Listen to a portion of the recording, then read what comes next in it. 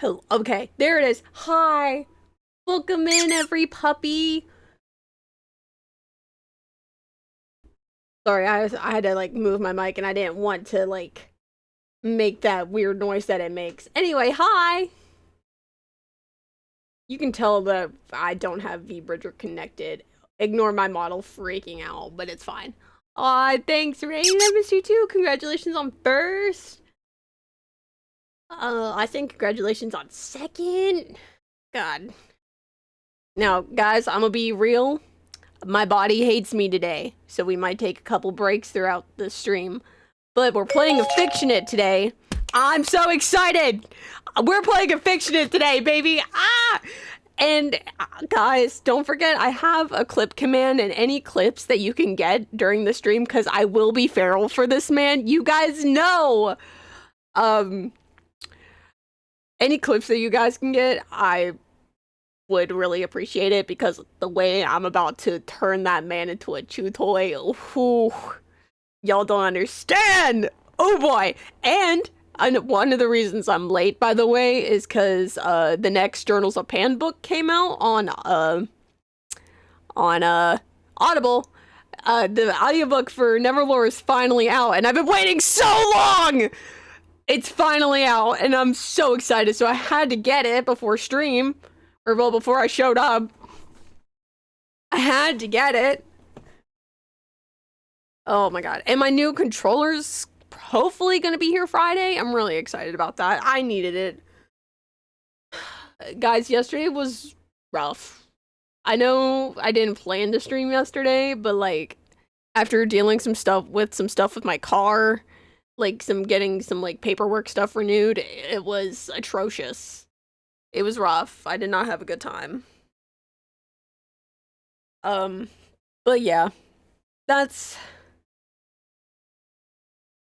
yeah, honestly, listen, I cannot help it.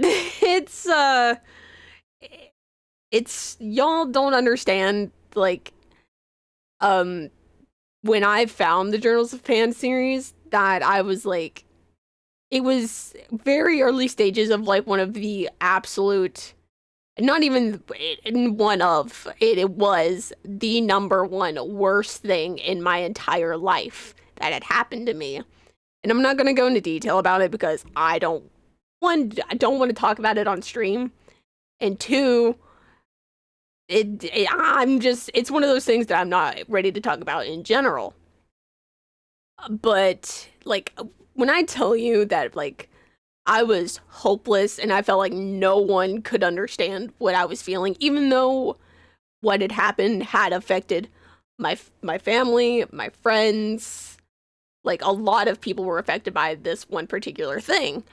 And like I knew other people were also hurting, but like this book, God, I'm gonna cry. This book made me feel so like understood in a point where I did not understand anything. Yeah, like no. And I remember like I was almost done with the book because I was listening to it. I was almost done and I was getting ready to go to work. This is one of like the few memories that I have of like that particular month. I had sat down and I had finished like half of chapter 32 of I Prefer Peter. And I was like, I have to message this author. Like, I can't not do it. And I don't do stuff like that at all, ever. Let me move OBS over here so I can actually see things easier and make it easier on my neck. But, I had messaged her. I'm like, hey, this is where I'm at in your book. I haven't finished it, but I love this. I love Peter Pan. I love your book. I love your characters. And like this, and I just kind of poured out my heart to her because I don't do that to strangers. But I did get a reply back and she was like, man, I've got a lot of like feedback and stuff about my book. but like she had told me like she was sat here crying, and I'm like, God, I'm sorry, I didn't mean to make you cry. And then I was like, you know what I'm gonna do now? I'm gonna make an OC based on your book. So I did. I made like a little self-insert character. And then she became the main character of my Peter Pan retelling. So, and that's how that started, by the way. Um, I just I love these books. Granted, I don't really know what happened in book 2. Like you just have to know these books to like understand what I mean, because like they're so, the way the characters speak um is just a little complicated for me sometimes. Like I had to listen to I Prefer Peter twice to fully get it. And then because once you listen to it for the experience of the book, and then you listen to it again to actually figure out what happened. That's kind of how that happened. And Neverlore just came out today or last night, recently. I just saw it on her Instagram. So that's probably how I'm gonna spend my day. Um, yeah, yeah, I can definitely do that. It's the Journals of Pan series by Mia Battaglia. Um, and if you haven't heard, she's also, last I had checked with her, she's making sound alerts for my streams, which again, I had reached out and had asked her because I'm like, hey, I love your books. The second one is great because she narrates the book herself. She does the writing, the editing, the narrations, the production, all of this stuff. She does on her own. And it's so cool to watch her do it all. I feel like I need to calibrate my camera.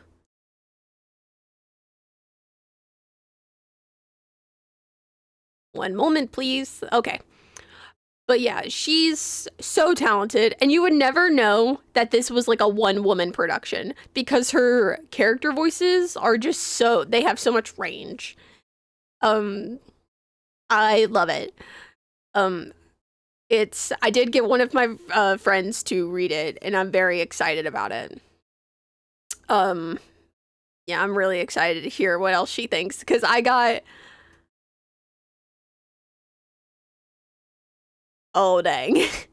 Well, I don't, usually my tracking's pretty good, but I don't know, just something about my mouth movements isn't what it normally is for me, or maybe I'm just like overly critical where I've been messing with other models, because the one I'm going to debut with when that happens.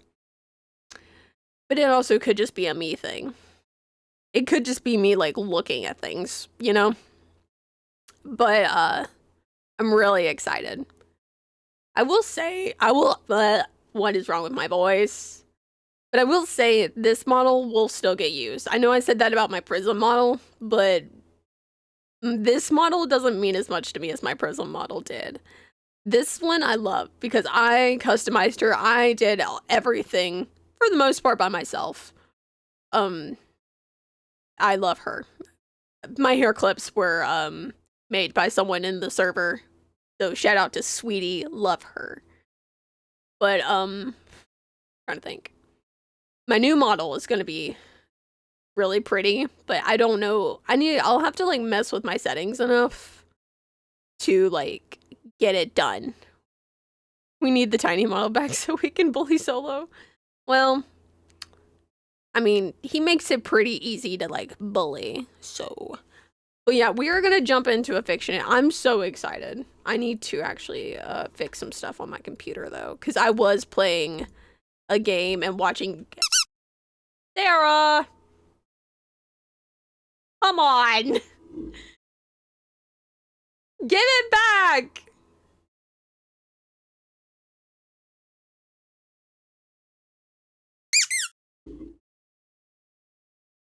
I will say my new model has a lot of toggles that I'm really excited for you guys to see.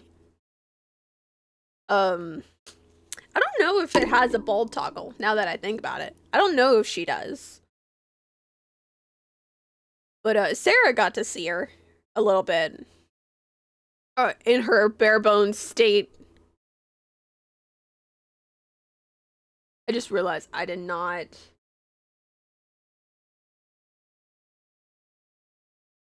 What? Okay.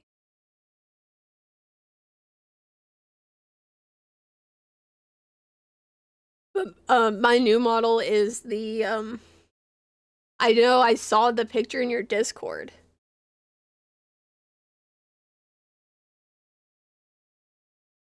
I mean, honestly, Austin, I feel like that's a must. All right, let me do some jumping really quick though.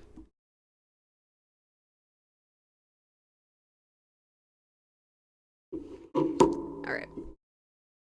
Now I need to actually look.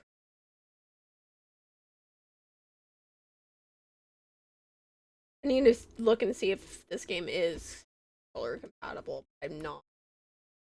I don't think.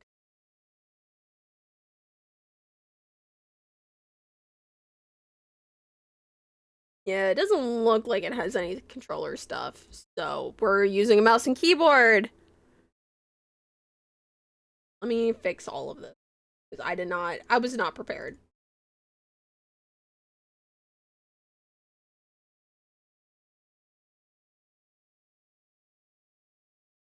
I'm so excited to play this. And like I said, guys, please use the clip command for me. Because all of this will end up on YouTube and on like TikTok and all the other stuff. Because I still haven't figured out how to make an automated clipping system yet. But I'm trying my best. But any clips you guys use, I would love if it was cool for me to use them. And you guys know to like put them in the Discord or whatever. Just making it easier for me to find, and I would really appreciate any clips you guys get. Oof, that's rough. Do you guys know the game Farkle or Greed? Like, it's a dice game. You saying that reminded me of playing this at that going away party I was at. Yeah, Farkle. I played that for the first time Sunday. So if you don't know this game, you basically have like 5 dice and you're rolling them and you want to get 1s and 5s because those are where the points are. But the first time I played, we played 2 rounds, and I mean we just kept going. I played 2 rounds of this and first time ever playing. The first game we played, I did not score a single point. I did not get on the board. I didn't get anything good. I got jack squat. 0 points the entire game. Second game, I was like, 6s and 2s are ruining my life. Like, I got beef with 6s and 2s. Because every time I would get close to getting on the board, I would roll 6s and 2s. It was insane. So, second game, I finally get on the board, and I'm raking in points, and I was so excited. I didn't win, but I was still really excited I got on the board. Anyway, let's get into this. Oh my god, look at him! I need to move my model a little bit over here. Oh my god, look at that man! Oh my god, look at him! Oh my god, stud. Stud! Hi.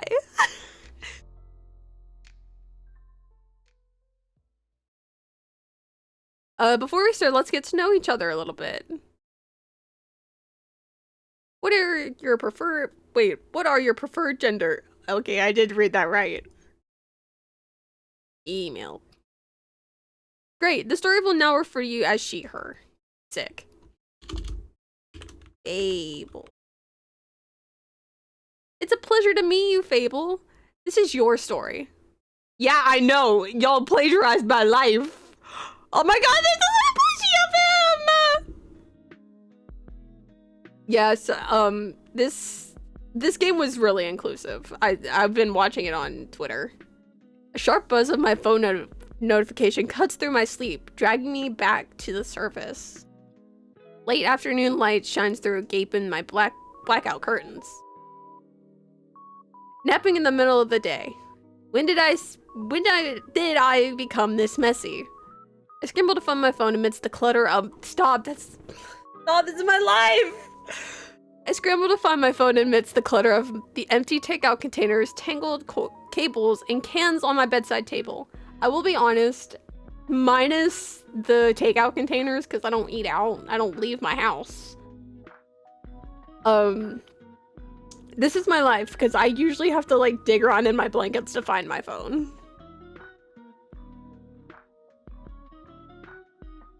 When I manage to grab it and hold it to my face, the name Hannah greets me in bright letters on the screen. I hesitate, nearly swiping my thumb towards the red button to hang up. I've been avoiding most of my friends for a while now. That's not really fair to any of them. Hannah and I have been best friends since we were kids. She doesn't deserve this silent treatment because I'm embarrassed about my life. Okay, stop coming at me, game. Hold up. With a breath, I tap the green button and accept the call. Hey, stranger. I feel like I've been heard from you forever. I know. I've been kinda in a hole. Sorry. Stop. Don't worry about it. I figured you were buried in a new job or something. You laugh awkwardly. Or something. Oof. Any bites at all? Honestly, not really. I've sent so many applications before I've lost count. I can literally see the not viewed status next to the half of them. That's the worst. Have you tried calling the places, like, just to remind them you exist? I used to. Everyone just told me to be patient. A manager will get to you eventually. Spoiler, they did not. Oh, that's so frustrating. Right? It's been a real energy drain. Wait, what about rent? Are you doing okay? Yeah, my parents are covering me while I figure it out. Okay, that's a relief. I was honestly about to ask if you needed anything. You know I'd help out, right? Even if it's just groceries. I know. Thank you, Hannah. Always. Anyways, putting the job thing aside for a sec, how's living on your own treating you? I glance around my little apartment and wince, as if Hannah were able to see it over the phone. She'd come over with housewarming gifts when I first moved in. Everything was neat and tidy at that time.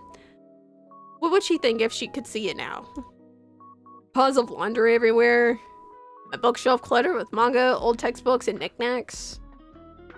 My desk a collection of worn notebooks, scattered papers spotting my scrolled writing, and several jars of pencils, pens, and fancy writing quills that I never use, but somehow has become scraggled and sad. I try not to look up through the doorway to my kitchen, where the dishes are piled visibly high in the sink. I force another smile and crack out a joking response. Could be worse. Pizza dorm room. I guess anything would feel spacious after living like that for so long. Didn't you have like 5 roommates at once? Just for one semester, but it was the longest of my life. I don't know how you got through that. Only by hiding in a corner of the campus library with my manga as often as I could. Fictional characters were so much easier to spend time with than my roommates. I had a lot of studying to do, so I just focused on that. Not that it's doing me much good right now. Yeah, this really... What did I tell you? This is literally plagiarism of my life. I need to be compensated. Also, developer, if you see this, I'm joking. I'm being so silly. I love your game so far. Please keep making it, and please give me more hot men to look at. Thank you. It feels like it's been so long since I graduated, and life has gone nowhere. Oh, and me? Dang. I'm sorry, kitty meow. Even if it feels that way, I'm sure that's not true. You're just in a transitional phase, that's all. My parents have been saying that the same thing to me for over a year. This is exactly why I've been avoiding everyone. It's hard to hear the pity in their voices. Makes me feel like even more of a failure. Okay, hold on! I can't bring myself to respond to her, and the longer the pause stretches, the more awful I feel. Maybe you just need a night out with friends. A couple of us are heading out for dinner later. You'd like to join us? That's actually why I called. We've all missed you. A night out without having to think about my situation might be nice. This train wreck of an apartment has been my sanctuary away from the outside world. When I sit down at my desk with my laptop or notebooks, I can lose myself in my writing without having to step foot out my door. That's been the one upside to all of this. At least I can write as much as I want now. No homework, no group projects, no roommates ask me why I'm still up at 3 a.m. Y'all didn't hear me. Y'all didn't hear that enunciation. I don't stay up until 3 a.m. and write anymore. Writing has always been my escape hatch. Awards in school, a couple of competition placements, just enough validation to make me think I could do it forever. You should be convinced. I'm really good. I'm very convincing. But I ended up choosing the responsible path instead. A real career with a real plan. And look how well that's turned out. Hopefully y'all didn't just hear my phone vibrate on my desk through my mic. These days, the only thing I'm building is a fictional world where I actually have my together. But I haven't seen any of my friends in far too long. The longer I avoid them, the harder it will be to see them again in the future. What am I even afraid of? None of my friends are going to judge me. You don't know that? That might be nice, actually. Honestly, oh god. Honestly, it'd probably do me some good to get out and get some fresh air. Where are my glasses? Where are you guys going? I know they're here.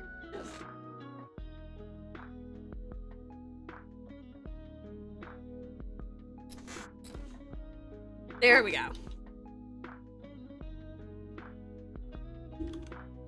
It's a cute little gastropub. That does not sound good. What the heck is a gastropub? Sounds like a medication for taking a poo. Oh my gosh, hi Solus, welcome in. Austin, can we give Solus a shout out, please?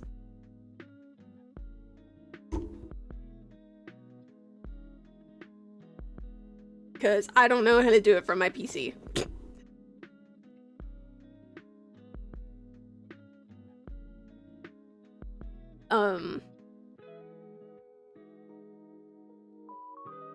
It's family owned and it's just dripping with atmosphere. Here, I'll send you the directions. Table and Ember. Got it, thanks. See you at 5. We say our goodbyes and end the call. I'm left sitting on my sofa and blaring, what? Some of these words, man. From across the room, I see my reflection in a wall mirror that came with the place. I look perfectly at home in the mess around me. My hair is falling out of the loose knot I tied. Oh my god, I cannot read. My hair is falling out of the loose knot I tied it up in this morning. My eyes look heavy and bored. And the pajamas I've been in all day are stained with both coffee and ketchup from my last 2 meals. Dude, I would not let my clothes get stained. That would upset me. But the coffee stain does check out, because, you know, sometimes my arms get little seizures and my arms jerk around. I feel sickened at the thought of any of my friends walking through the door and seeing me like this. Also, coffee and ketchup is a crazy mix. It depends on my mood. Usually my coffee, when I make it myself, is 3 teaspoons of Nespresso Cafe Blonde. Fill the cup up with milk, like halfway. Put ice in it. Well, after you mix it, you put ice in there, and then you put two pumps of vanilla syrup, 3 pumps of cinnamon brown sugar syrup, and then you top it off with Chobani vanilla creamer and a little bit of the cinnamon coffee cake creamer. That's the coffee I drink just about every day. But my Target, they had a power outage not too long ago. Yeah, I know my coffee drink because I make it myself. Like, my local Target, they had a power outage and all of their freezers, everything had to get thrown out. And I was so bummed because I'm out of coffee creamer. Like, I have one in my fridge that's expired and then like a little bit left of a white mocha one. And I'm really sad about it. But the one I made for my mom yesterday was really good. Yeah, it expired in like February. Let me tell you, girl failure. Girl math. Do you guys see what I mean? That this game is like literally just my life. Cause I don't want it to stink. I just, like, I'm gonna throw it away. I'm just scared too. I get up from the sofa and head to the bathroom to make myself presentable. Getting ready takes longer than it should because every step feels like I'm gearing up for battle. Amen. Good God.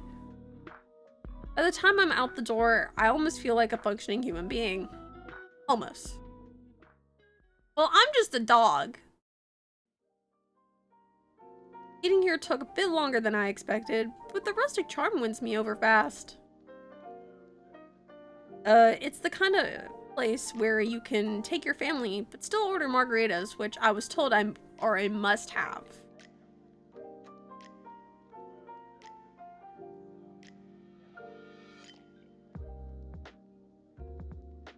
It is not sealed. It's old.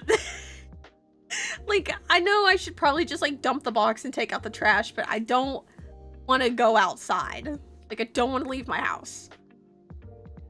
But it'll be fine. It'll buff out. Also, guys, really quick before I forget, thank you for the pets, Austin. Thank you.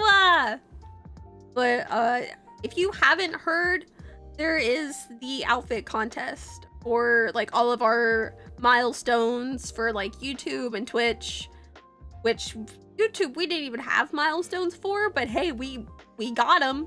We got to like, last time I looked, it was like 800 something. But if you guys haven't seen it, I have a post on Twitter and Blue Sky. I still need to make the Instagram one, and then everything is also in my Discord. I came up with like a really cool hashtag, and everything gets submitted on either Twitter, Blue Sky, or Instagram. I still need to make a couple other posts about it. But yeah, I haven't figured out like how long it's gonna last. Probably will say till the end of the month. And so if someone can clip this so I can post it on like other things, that'd be great. All right, Austin, have fun.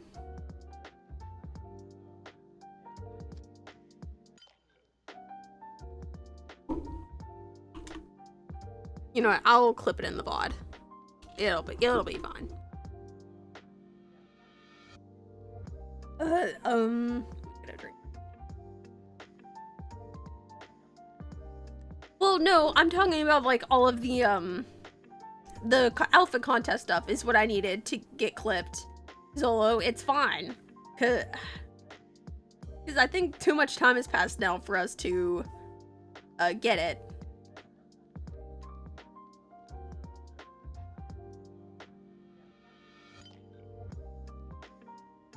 But Zolo, if you could, like, get the Discord or chat, that'd be great. Just for anyone who wants to, like, get in on that. The atmosphere blended nostalgic familiarity with a modern edge. A perfect example of this was the wall of exposed brick and hanging greenery in the waiting area. The faux vintage display came with a remote to adjust the lighting for the perfect social media photos. Once we were all there, it was the perfect icebreaker to gather and close and snap a picture. Hi Zolo, welcome in. Get comfy, get cozy. We're playing Affictionate.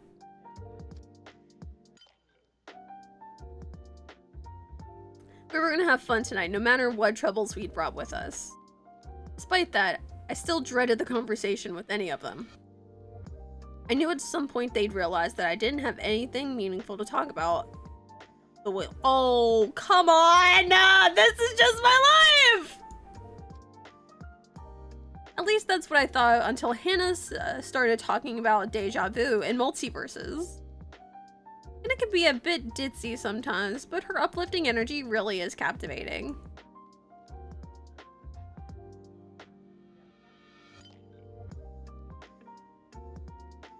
Honestly, no.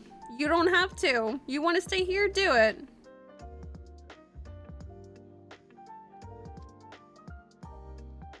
Okay, listen, I'm serious. Deja vu could literally just be different timelines intersected from a few seconds. I saw a guy explain it on Tiki-Talkie. Oh my god. That's why it's so freaky and no one can explain it. You realize how impossible it would be for some new universe to spring into existence based on the choices of every person on the planet? That's literally the plot of His Dark Materials. That's way too many. Isn't that why they say there'd be infinite timelines? Just like a crazy amount forever?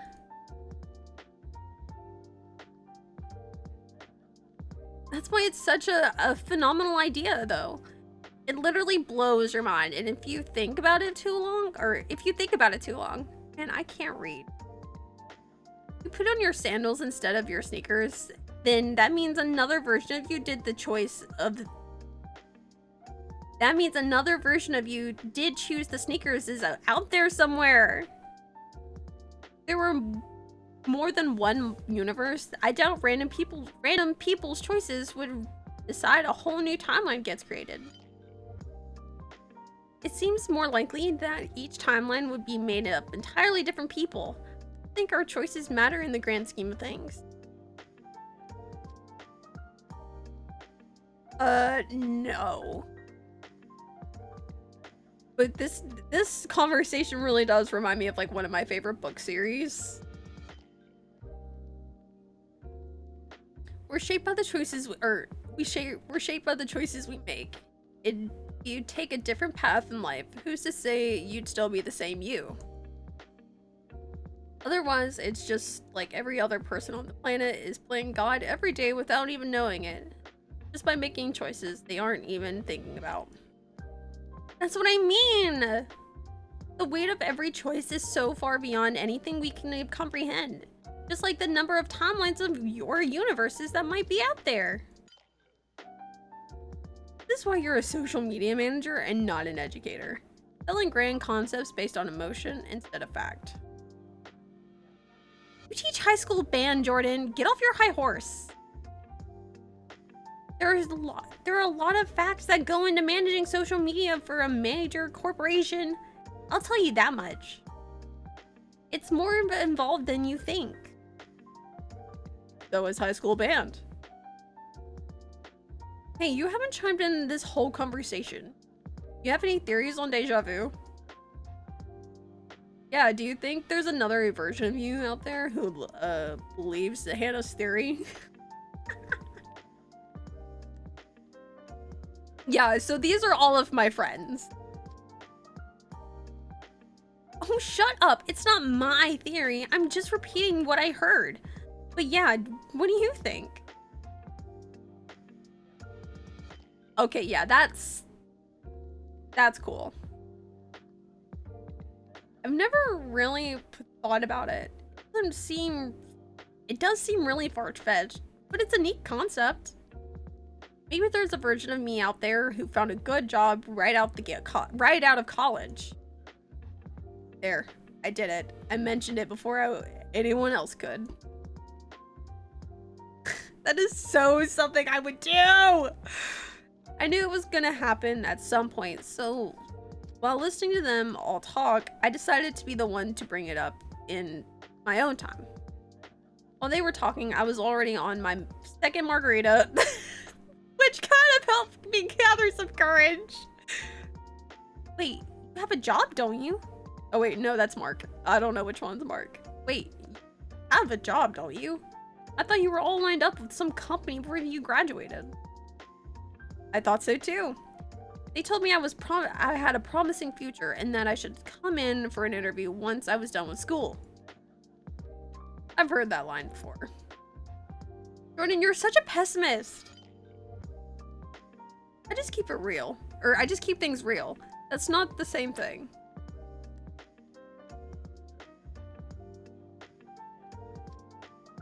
You're a stick in the mud either way. Are you this drab around all of your bright-eyed high school students? Most of them have bad attitudes and misery complexes. I'm the teacher who gets them to listen to what they have to say. I'm the teacher who gets them and listens to what they have to say. Hi, Rock. Welcome in. I can see how you're doing well in that job. I wish I could find a career as fulfilling as that. When I went into the interview for my dream job, oh god, the alcohol gave me liquid courage earlier. It is really not helping me from dragging down the mood. It came down to me and one other applicant. A few weeks later, they emailed me and say they went with the other guy. That's so awful. Sounds like they led you on and then stabbed you in the back as soon as they could. Sounds like my ex-boyfriend. I told you not to date an e-boy. But he had the cutest, oh my god.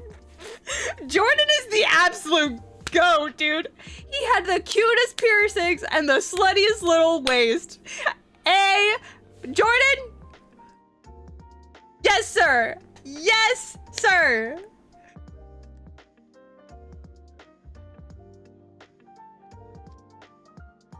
I love you, Jordan. Can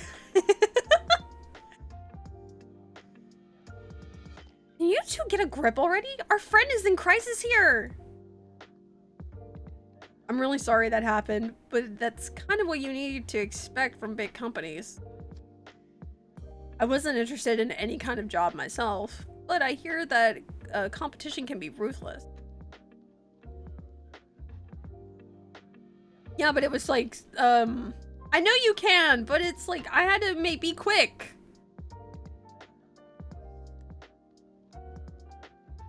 If you don't mind, that would be helpful, please. Didn't you have a second and third option lined up just in case?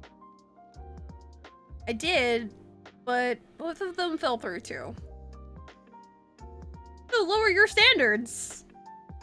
I've tried. I've applied to tons of jobs lower on the food chain.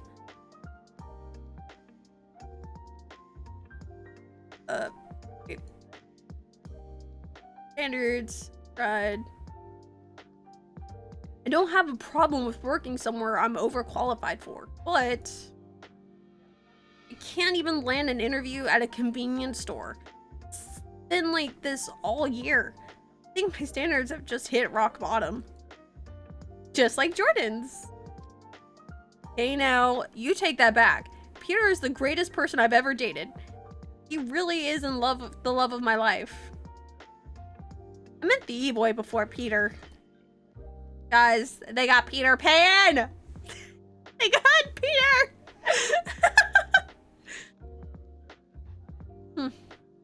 Well, okay then. Yeah, if anyone lowered their dating standards and found true happiness, it's you. Isn't that right, Hannah? My lovely queen. That's really silly. Oh, Mark, don't sell yourself so short. You'll always meet the most... yeah, wait. You always meet most... You always met most of my standards anyway. Gotcha, I can read. All you had to do was get a decent haircut to win me over in the end. I feel a sudden drop in my chest, like all the air has been sucked out of my lungs. My eyes dart in disbelief to Hannah and Mark as they clasp hands on the table.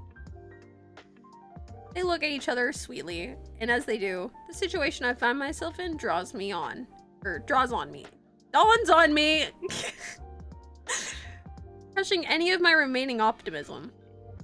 Wait, Jordan has a new boyfriend, and Hannah and Mark, you two are... I wore her down, just like I said I would in school. Such a terrible thing to say! You proved yourself and I wanted you. End of story. The gloominess I've been fighting all day evaporates, and in its place, an alcohol-fueled frustration floods every corner of my being. Along with the sadness and my dignity leaves me as well. I pick up the margarita I'd left on the table, and in one long swig, I down it all. I almost choke, coughing over the powerful sting of the alcohol in my throat. See my friend staring at me with astonishment through my watery eyes. Anna quickly flaps a napkin in front of my face, which I take and press to my eyes. I know I'm going to regret this in the morning, but the thought doesn't cross my mind at the time. After which, Jordan immediately shoves a slice of free herb bread into my hand, telling me it will help. I tear into it angrily with my teeth, swallowing a hard chunk that I hadn't chewed well enough, and I fall into another short coughing fit. Are you serious? You're telling me that you two are now dating, and Jordan managed to find someone willing to swallow his sour mood all the time? Come on, that's mean. What's the big deal? So what if we did? It never stopped my boyfriends from coming back for a second, you know? A slight buzzing starts in my ears, and the world buzzes before my eyes for a second. My friends' reactions only make me feel even more miserable about my state I let myself get into. At this moment, I don't care about hiding anything. I don't care how I look or sound. I'm like a train wreck, and all I can do is just let myself go. I can't find a job. I live off my parents' money all year. I've been rejected from every dang place I've applied, and the cherry on top is being the only single one in our friend group. Not before Mark. Oh, nice. I thought you would go after Jordan again. It's nice to be included. Shut up, Mark. Same here. I know I'll feel horrible, like a horrible friend tomorrow, but right now all I can think about is how I'm falling apart in front of everyone and can't keep the pieces together. Oh my god! You know what the worst part is? In every story I've written, at least the main character has someone. Even the ones in an apocalypse. I don't even have anyone to starve with! Honey, listen. I know you're going through a rough patch right now, but haven't you dumped like the guys in the last few years? He's right. Maybe if you'd settled like her and Mark, you would be starving with someone right now. Yeah. Wait, excuse me? That's not what I meant, babe, I swear. It's not my fault that I had bad luck with men. I don't think that's it, honey. Okay, Mark is this guy. And this is Jordan. And I'm gonna be right back.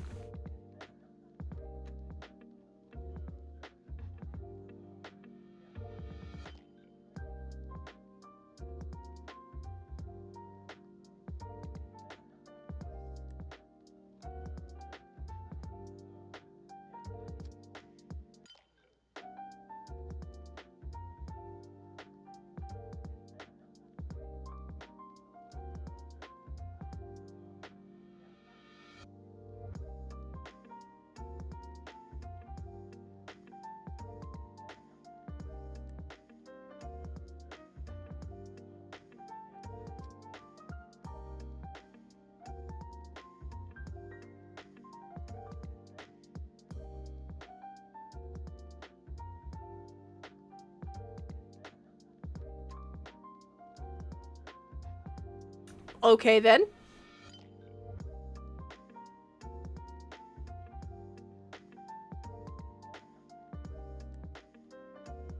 What? You know, you dumped a few of them for... Oh, wait. You know you dumped a few of them for some pretty dumb, petty reasons. I did not.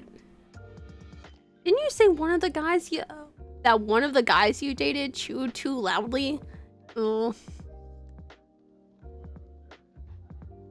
It was like I was sitting next to a chainsaw. And that other guy annoyed you because he used his finger guns every time he agreed with something? There was also the one who liked his food super bland. Oh, no. Yeah, dump him. No. No. No. No bland food here. No. I would never date someone who liked bland food. I could, no. No. Absolutely not. You can't, what's the point of eating food if you can't enjoy it too and just not be like really happy with your meal? Like, if you want to eat super bland food, eat a salad. Eat a salad. It's just crunchy grass water. It's not, and I'm not saying anything against salads, but I'm like, you can make a salad flavorful. Trust me, I don't like salad, but like I have tried salads and they all taste the same. I don't care what you put on it. They all taste the same. I genuinely.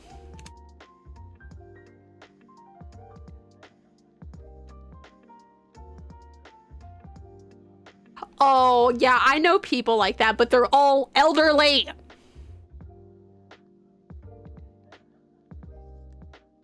Listen, the more they point out the reasons that my past relationships didn't work, the harder the truth becomes to deny. Oh, and don't forget the one who vaped. I would never. Zolo, are you running in elementary school now?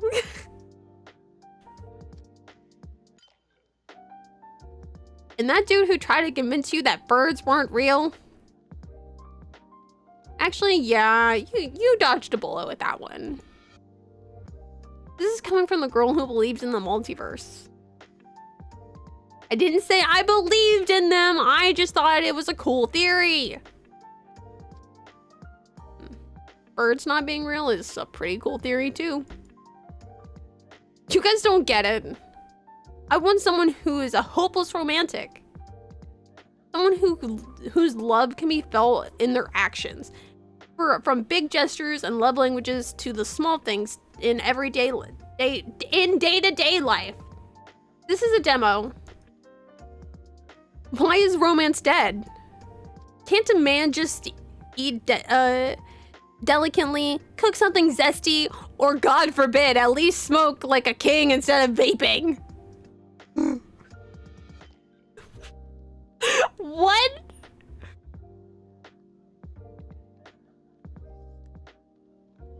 God forbid, smoke like a king instead of vaping. I don't know what that means, but that's really funny. There's a short, awkward pause after I fall up into a pout and sip at the last remaining drops of my margarita again. I'm probably being unreasonable right now, but with all this frustration, I just need a way to let off some steam. This is one of the perks of being in a group of friends over a decade. I know they won't take this to heart, but they'll still give me the truth, as bitter as it might taste. Listen, Fable, we all know how hard it is to be single. Dare you? Sometimes it's not a big deal, and other times it hurts like hell being alone. But maybe if you keep an open mind, you'll be able to find someone who will care for you as much as you do for them. I know he's trying to comfort me, but I'm not in the mood. The cork of my self-pity was popped right off. And that was, oh my god, I need to put my glasses back on. And there was no putting the toothpaste back in the tube. Hey, my family says that all the time. I frown at Jordan and defiantly try to take another sip of my now empty drink. Hannah chimes in. Have you thought about calling up any of your exes that you might, I don't know, be able to tolerate? Since you're that desperate anyway. Excuse me, Hannah! No, I'm not that desperate to call up my ex. He's lacking romance, Hannah. Remember? It's so overrated in the long term, Fable. It's nice sometimes, but too much of it makes it less special. That's why Mark and I are doing so well. Wow, thanks, babe. Anytime. See, how adorable are you together? It's not fair. Where did I go wrong? I've been trying to tell you, but you're not really listening at this point. Somewhere in my mind, I hear and believe Jordan, but right now, it's much easier to drown out the truth in self-pity. I'm starting to feel the sharp edge of my frustration smoothed away into a dull ache in my head and chest. My friends are still trying to comfort me, even pitching the guys they know. But after all, the alcohol is really starting to creep up on me. I stand up from the table too quickly, and the floor seems to tilt beneath me. I clutch the corner of the table for balance as my words come out more slurred than I expected. I'm going home now. Aw, geez, I knew you drowned down those margaritas way too fast. Can you even get home by yourself? My heart sinks even lower. When I ordered the drinks, I thought I'd be staying at the restaurant long enough for it to wear off. Now here I was, drunk, annoyed, and at the mercy of my friends. I surrendered and shake my head pitifully. It's probably not a good idea.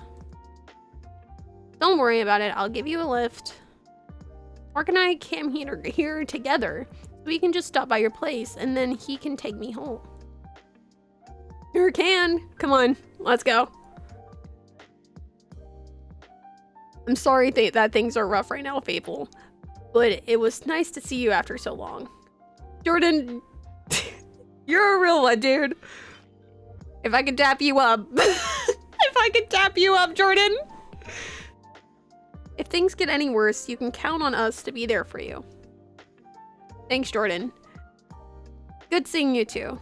Tell Peter I said hi. I will. Goodbye. Bye.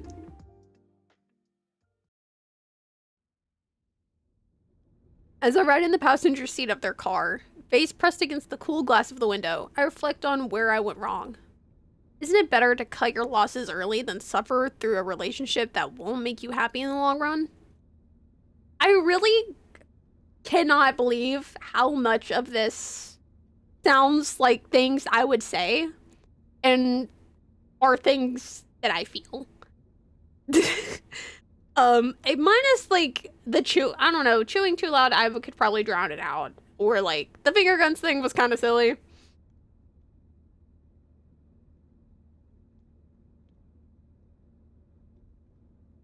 Yeah, this game was very like targeted at me specifically without the developer knowing it.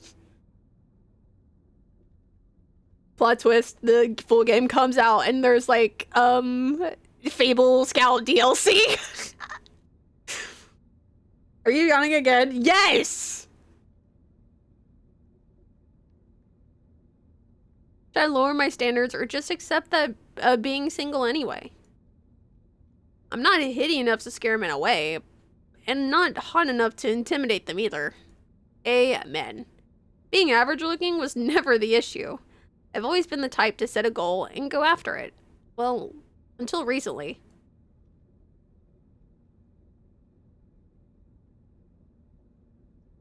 My imagination is my greatest pride, and if anyone took the time to read my writing these days, they'd see that. I shift in my seat as the foggy wisp of an idea tries to form in my head. I haven't let anyone see my writing in so long. It's mostly consists of spicy romance tales or complex fantasy world building. Minus the spice, like my writing is like romance stories and as complex as I can manage to make them, fantasy stuff. This is so me! I've been writing just for myself. I can't decide if that's a personal victory or another failure.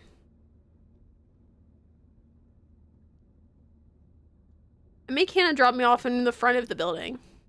She wanted to walk me to my door, but even as drunk as I am, I wasn't gonna let her see the state of the state my place was in. Oh, hey, my room is cleaner. What? Hold up. I stumble through the door, clumsily locking it behind me and kick off my shoes. Now that I'm back in my own space, I want to get out of these clothes and into something soft and comforting. Ooh, this is a cute bathroom! Hold up! Cute! Leave a trail of shed clothing to the bathroom where I wash in the sink. As I dry my face, I pause and stare into my own eyes in the mirror for a long time. It's uncomfortable. I don't even know why I'm doing it. Searching for something, maybe? Like the answers to all my problems are somehow hidden away inside myself. Maybe if I just look deep enough, I'll find them. I break from my own tired gaze and drop the damn towel on the counter and leave the bathroom. Dang. I rummage through the basket of clean laundry in my bedroom. I folded everything when I put them in here, but after picking through for clothes all week, everything was a disheveled mess. Yeah, that's my life. I extract a set of cotton pajamas and slip into them. They might be a little wrinkled, but they're still soft and smell fresh. I stand back to button up the shirt in the front. I catch my reflection in the dresser mirror. Even with the scowl engraved on my face, pajamas like this made anyone look cute. I do look cute. Adorable even. If I had a boyfriend right now, I'd send him a selfie. Or if he was living with me, I'd cuddle up to him, or I groan loudly and fling myself onto my bed, squeezing a pillow to my chest and crawling around it. Even cuddling in real life hadn't been as romantic as it was in books. Curling up with a book or a dating sim on my phone was way more comfortable. Come on! This is circling back to Love in Deep Space ruining my life. Again, me specifically, and taking away Valko. Bring him back, Love in Deep Space, please. Dan, thank you. Like, I would really appreciate that.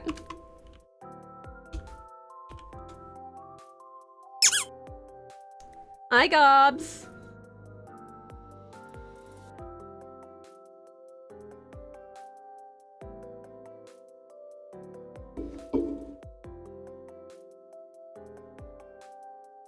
I was so excited for Valko, and then he just got canceled. Was there anything that was as good in real life as in my digital and paper fantasies? All the guys I dated and dumped through my college days were rattling in my memory. Parading, that's what that word was. Sure, they'd all complimented my looks in one way or another, but had any of them been romantic about it? A romantic man would have seen me in these pajamas and gushed about how soft and huggable they made me. Aw, yeah, this is what I want. This is what I want. A romantic man wouldn't just look me up and down and say, "You look good, babe," but instead he would yearn for me. Yes. Did I ever get more than that from any of them? Something as intimate and as special as being in a relationship needs to be adored and romanticized to make it worthwhile. God. Otherwise, it's not special at all. That's why in the end, none of them were the one. I sit up in my bed and glance around the rows of manga on the little bookshelf by my bed. The best man in my life came from those pages. And when the books weren't enough, there were games with even more guys for me to choose. The men in the love and free space, and you obey. Oh my god. These are actual games. This is a joke of love and deep space and obey me. Oh.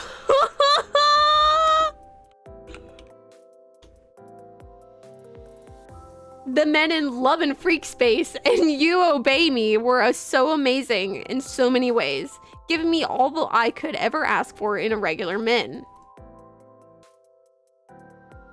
They were busting with passion and romance in many ways, and in so many stories they didn't even know it.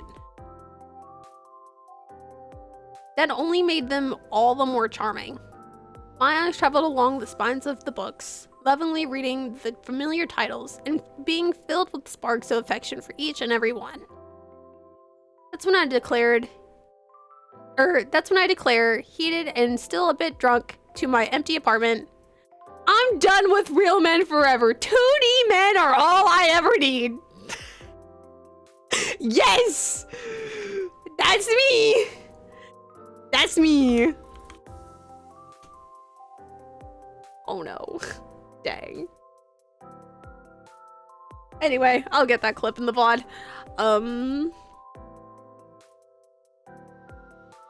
It's like a cleansing of my soul to let the words out, or to let out the words. I feel instantly better as the resolve takes hold of me. Spring up from my bed and head straight for the desk across the room. I pluck a fresh notebook from the dwindling pile and snatch my favorite pen from the jar.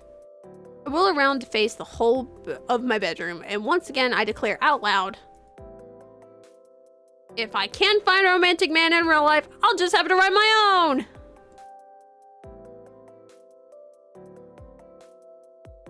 I'd written plenty of steamy romances in the past, but never one specifically meant for me. A man tailored to my whims. Not the love interest that I always flung at them as a clumsy self-insert, but me, as I am. With none of my traits idolized or imagined anyway. No, this man that I was about to write into existence, he would be mine. But he would be mine alone and would give me everything that I needed. That seems like a very long list, so I should probably narrow it down. The first step to writing in anything is inspiration. What kind of man do I think I would be best for me? Oh! Ah! Ah! These options! Ah! Oh my god!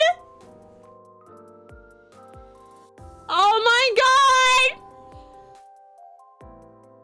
No! Oh my god, these options, what?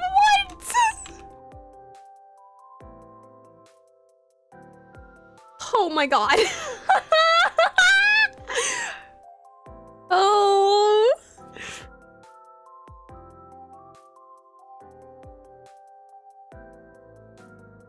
Okay, I can tell you two of these are so me.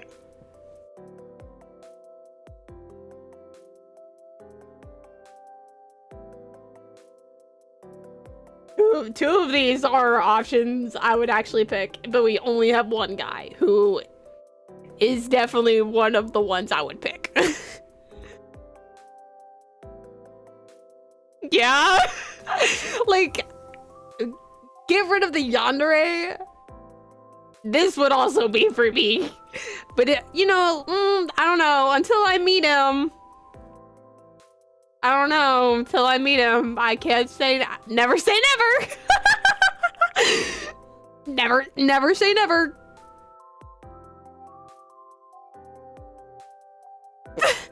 The glossy cover of a man's catalog from my junk mail pile catches my eye. Perfect. They always have the best models for men's clothing. Even the older guys are total dilfs. I mean, look at the word with the Casper.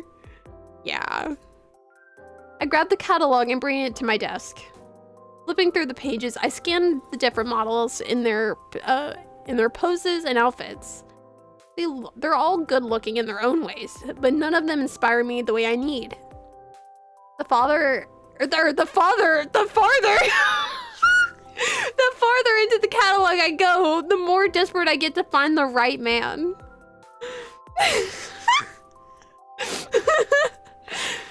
Then towards the back of the entire catalog, just before the underwear and socks, I see him.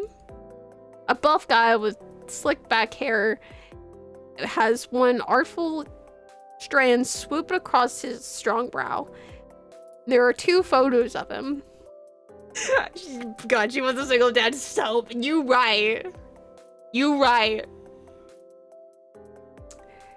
In one, he's wearing a tight black compression shirt. Not a compression shirt! And a jacket slung almost out of sight over his muscular shoulder. The bigger photo, the one, that's the one that gets me. Hands in his pockets, wearing the jacket they're actually trying to sell.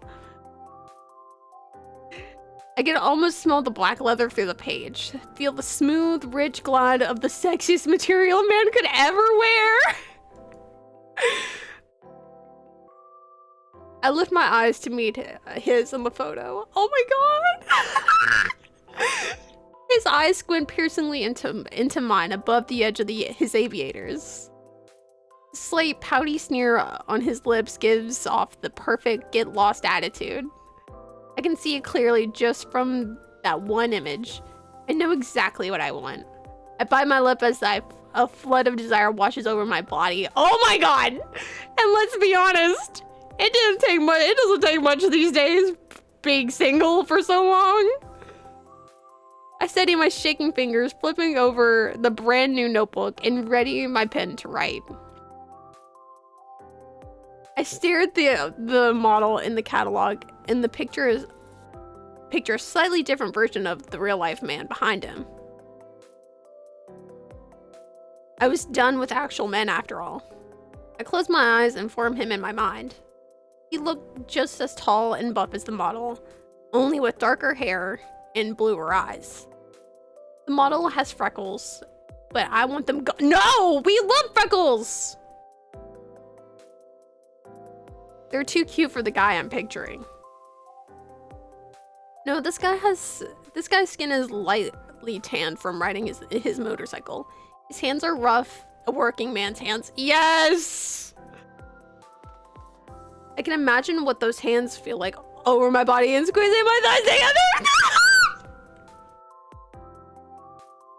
Chad. My imagination's still running wild with the details. Oh my god. Oh my god. I have to say this out loud for the class. His clothes are far rougher and more worn than the pristine outfit given to the model. His jeans are thin at the knee, covered in stubborn oil stains in a few places.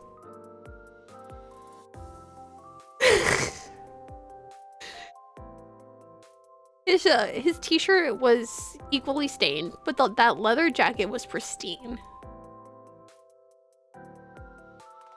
I think about how nice and warm it would be to slide my arms into that jacket with him while hugging him on a cold night. Maybe after a ride on his motorcycle leaves me chilly and needing his warmth. I imagine all sorts of things about him. Somehow I wrote down others I don't have time to describe, or my vision begins to swim. The world seems to tilt gently onto its side, and I slide with it, not even fully aware of what's happening before everything goes dark. Oh, I passed out.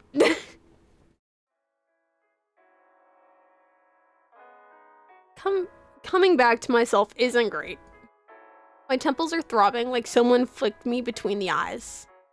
My stomach feels like it's twisting itself, and all of my limbs are numb while somehow sore at the same time. I lift my head and my cheek peels away from the paper of my notebook, somehow stuck to my face. I must have fallen asleep face first in my own writing. That I have never done. I can almost taste the ink that's been smearing across the pages down my drool. Gross. Slowly regaining my focus, I squint down at the pages I was writing. My writing is nothing more than miserable blurry lines. I even spot a poor attempt at artwork. I think I've been trying to sketch a pair of alluring eyes, but in the harsh light of morning. Looks like an alien crossbreed with a K-pop star that's been slightly microwaved. I groaned the words aloud to really hammer home the point that I shouldn't write or sketch while drunk. I can vaguely remember what I wrote, but right now there are more impending priorities, or immediate priorities. My body feels heavy as I pull myself away from the desk and stagger into the bathroom to wash up. After a long hot shower, I make coffee strong enough to wake the dead and slump into the kitchen chair.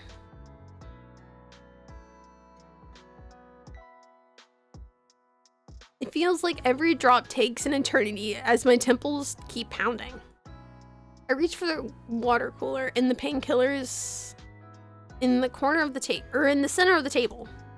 Force myself to choke down a biscuit left in the half-empty package just to give the meds something to work with. The first cup is always black. Creamer and sugar come later, once I feel like a person again. As I sit there, alone in my kitchen, my headache slowly subsides, and the nausea easing just enough for me to relax. I face another discomfort. While my body slowly recovers from the night before, my mind is examining it too. Just as harsh as the effects of too much alcohol for someone who hasn't drunk in a while. My friend's words play over a few times, and my reaction shifts slightly with each representation. I don't remember. The first time I've heard that they were so blunt with me. The second time, I try to pretend it doesn't matter and that they're wrong. By the third time, I'm annoyed at myself for starting to agree with them. Maybe I should have stopped being so picky and expecting Prince Charming to ride in on a white horse and sweep me off my feet. At the time, those little things seemed like make it or break it factors, but now, maybe I was a bit mean with my ex who chewed loudly. There you go, Diva. Now you know what you did. A new resolve claws its way through my hangover. I'll prove everyone wrong, even myself. I can find someone without nitpicking every little turn off. I finish my coffee and steady myself, then pull out my phone. doing what any sensible adult does when life feels a little too empty. I download a dating app. I spend the rest of the morning and fine. A good part of the afternoon sobering up and trying to make my profile look like it belonged to a functional human being. I pick the best photos I can of myself, the ones where I look mildly put together, and I try to write something that sounds interesting. After 3 drafts that make me sound like a hostage writing a ransom note about myself, I give up on sincerity and go with chronically single, sleep-deprived writer looking for someone who's not a murderer. Funny is easier than honest, and it always has been. I mean, honestly, that's something I would write.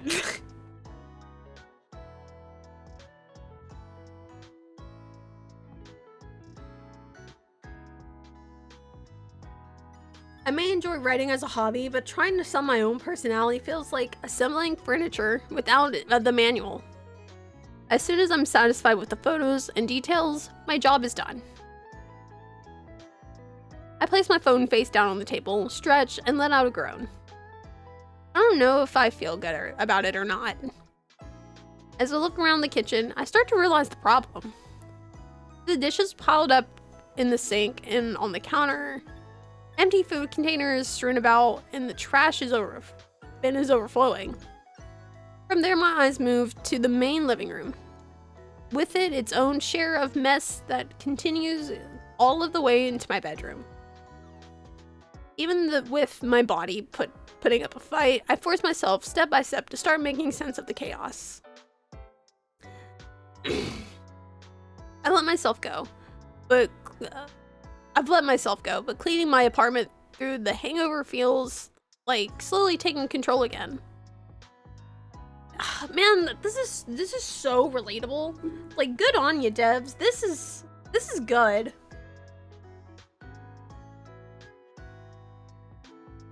This is good.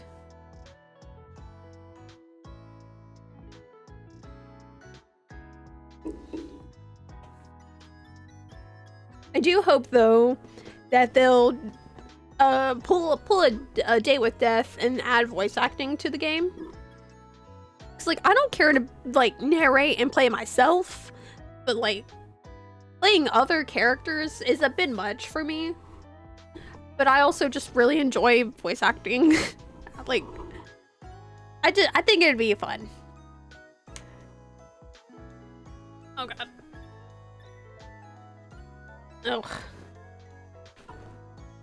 Oh please, you just want to tell your voice. No. No. Okay, but it depends how it sounds. I'll be honest, it depends. I'm picky.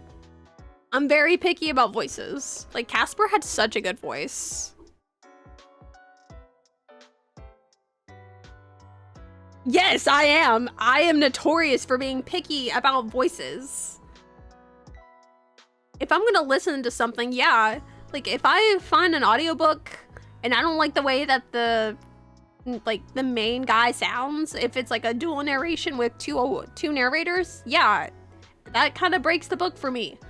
Like, I'm not gonna listen to a book with the guy doesn't sound attractive.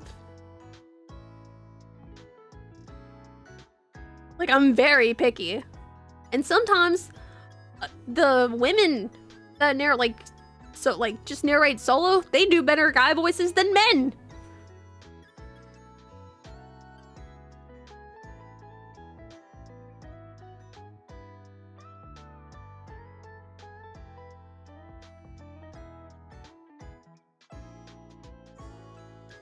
If I'm gonna try and get my life back in order, this is a good start. I make it as far as loading the dishwasher and tossing all of my trash before my phone starts chiming. Whether or not I did a good enough job with my profile, the guys don't seem scared to care. I'm surprised to start getting matches within hours.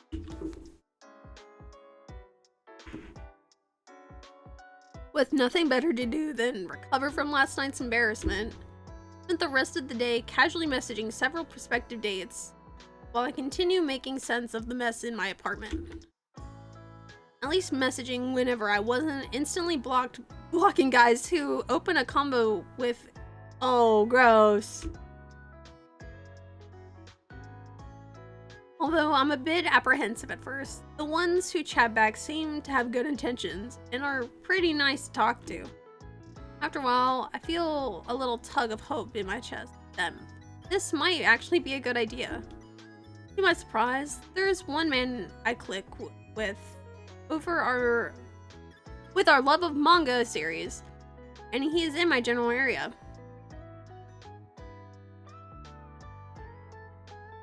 Bit of a drive away, but still closer than I would have expected.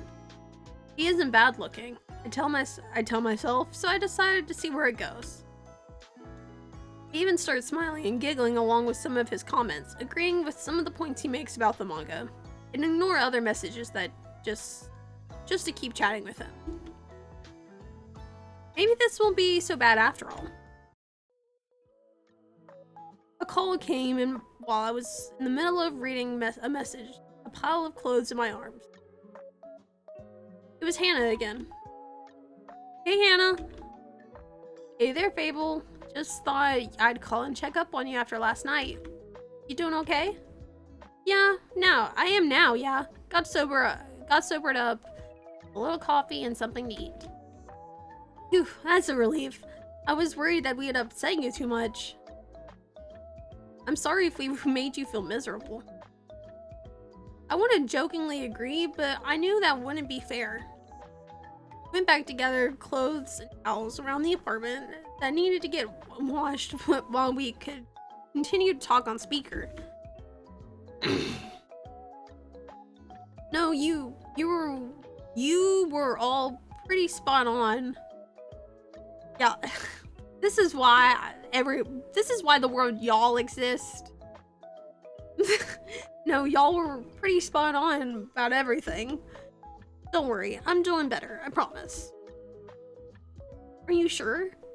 You're not just trying to get me off the phone so you can cry into your pillow, right? Got all that out of the way last night, actually. It's a new day, or night by now, so I've decided it couldn't hurt to try out a dating app. Just see what happens. So that's what I've been doing. Oh, I think that's a great idea. Thanks for not making fun of me over it. I would never. You haven't cast your net out in a while. I think it's long overdue. Thanks. I already have a couple matches. It's actually been nice to talk to a guy. That's cool. Not everyone connects so fast. I don't know if we connect so much as we've been finding things in common. He lives pretty close by. Oh, he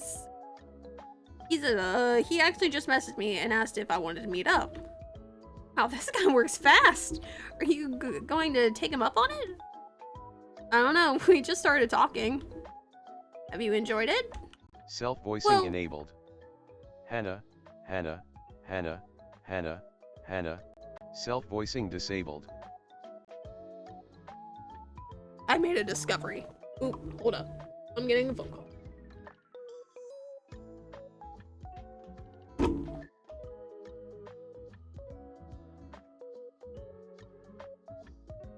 Hello?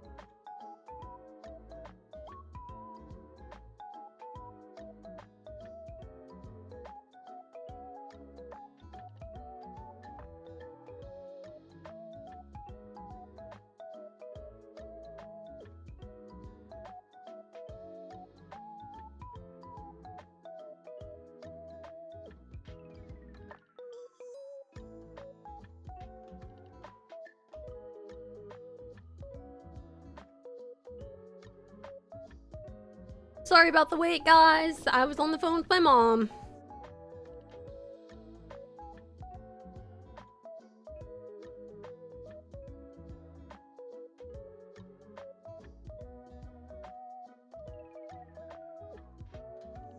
Then you should try talking to him face to face.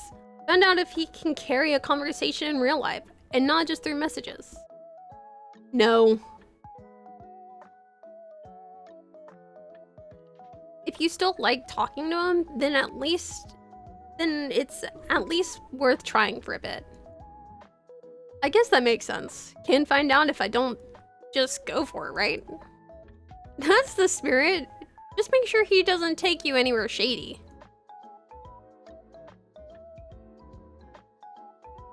I'll do my best. I'll tell him yes right now. I don't want to get too excited for you too quickly, but I really do hope this is a good thing for you. If nothing else, maybe he'll just end up a good friend. Yeah, so, my mom is now Mother Goose. Like, the nursery rhyme. Because my name is Fable. Mother Goose. Teehee.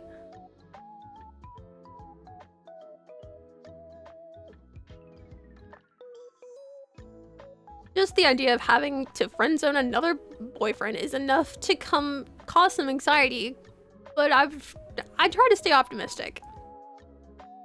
At least if we don't work out, I know there's no one else in my friend group for him to date, since you're all together now. Sorry that was an awkward way to find out.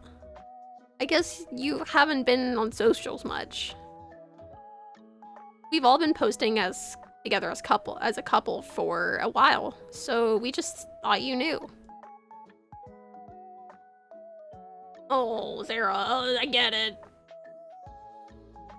I mentally roll my eyes. I literally brought this on myself, didn't I? Socials have just made everything else harder, so I hadn't paid much attention. Sorry for acting like that. Don't worry about it. Now you know, and hey, you might be on your way to joining all of us in the couple's bliss. I'm actually curious to see Jordan displaying any kind of emotion regardless. I'd like to meet his boyfriend sometime. He's like a different person, I swear. Not in a huge way, but seriously. It's like his aura just completely lights up and glows when he's around Peter. What about Mark? Is he completely different? Is he a completely different person around you?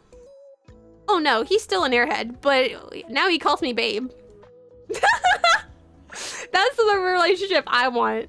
I'm talking about the person I'm like involved with, and it's like blah blah blah blah blah. Yeah, they're still stupid, but they call me babe. I smile softly, but a creeping loneliness seeps into my chest. I swallow it down. I won't let it get in the way of being happy for my friends. Just as long as you both treat each other right. Of course we are. It's easier for us to be together since we've known each other since middle school. I thought that would be an obstacle, but no. Turns out, when you already know someone that long, you really know them. True. You always knew the fanfictions I wrote all through school instead of paying attention to class. And you know all about the fanfictions I commissioned from you two. I still have that notebook tucked in on my shelf somewhere. I thought it was so naughty, but it wasn't as graphic as what I write these days. Oh my god. This is so real.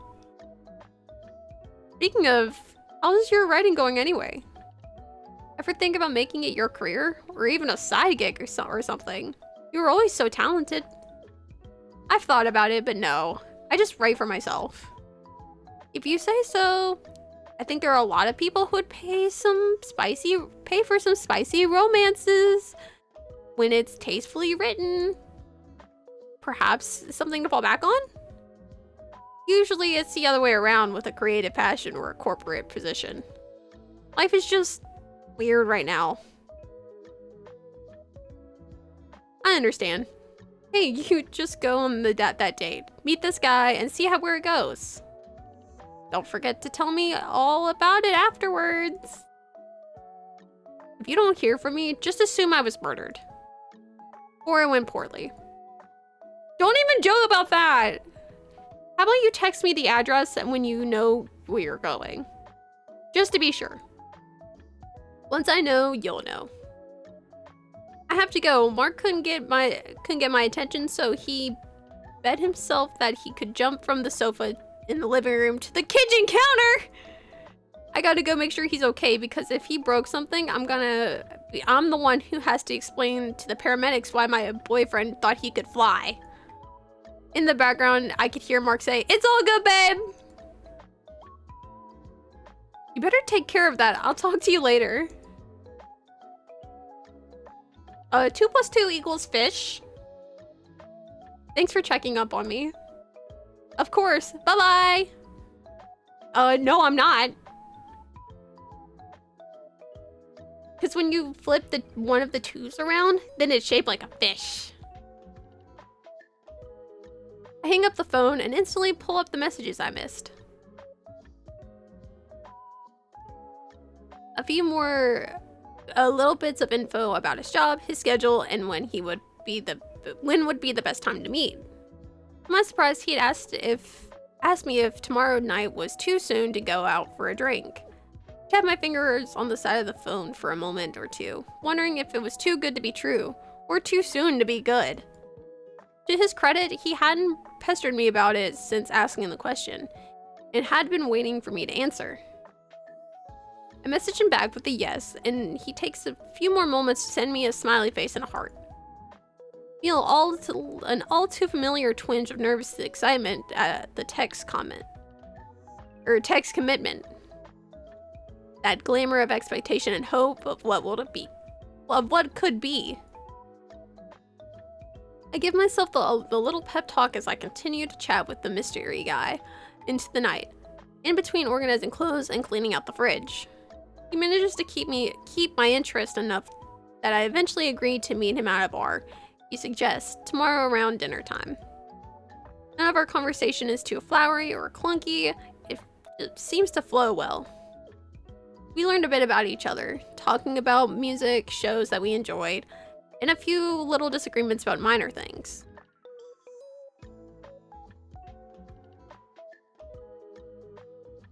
Felt normal, harmless even. I tried to say that was fine, but I was also hoping he'd start flirting with me even when we meet in person. When the conversation naturally wound down, we'd said our goodnights, and I set my phone aside and headed to my desk.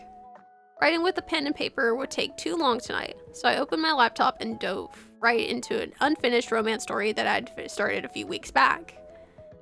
I had run out of steam on it, but now the steam was all I had. I pour all of it into the blank page. Passion, rampant desire, declarations of love worthy of a Hallmark movie. Hey, that's what I write! All the good stuff that flooded my brain with that sweet, sweet dopamine.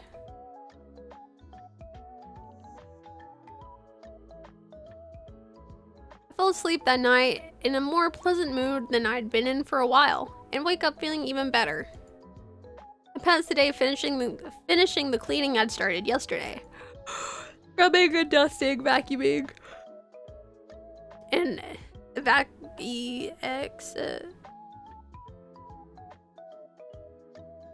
excavating the beautiful apartment I'd let run down beneath. For the first time in weeks, I felt like I can rest easier in the newly cleansed apartment. If I do have the chance to bring a guy back here, at least now I won't be ashamed of it. I wasn't yawning, I was sounding out words.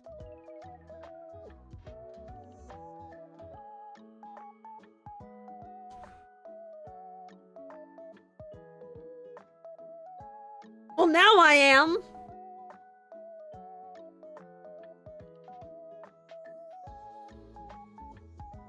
Ow.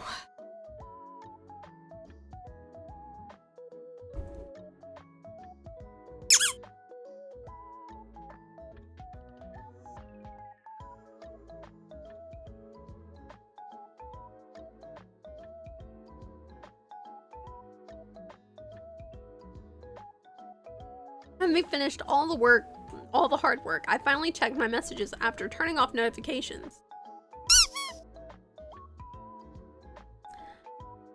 I had other guys message me even after I went to sleep. A mystery guy sends me a good morning text and the address of our date spot. It isn't too far away, but it's slightly outside my usual driving radius. Not that I've been going anywhere lately.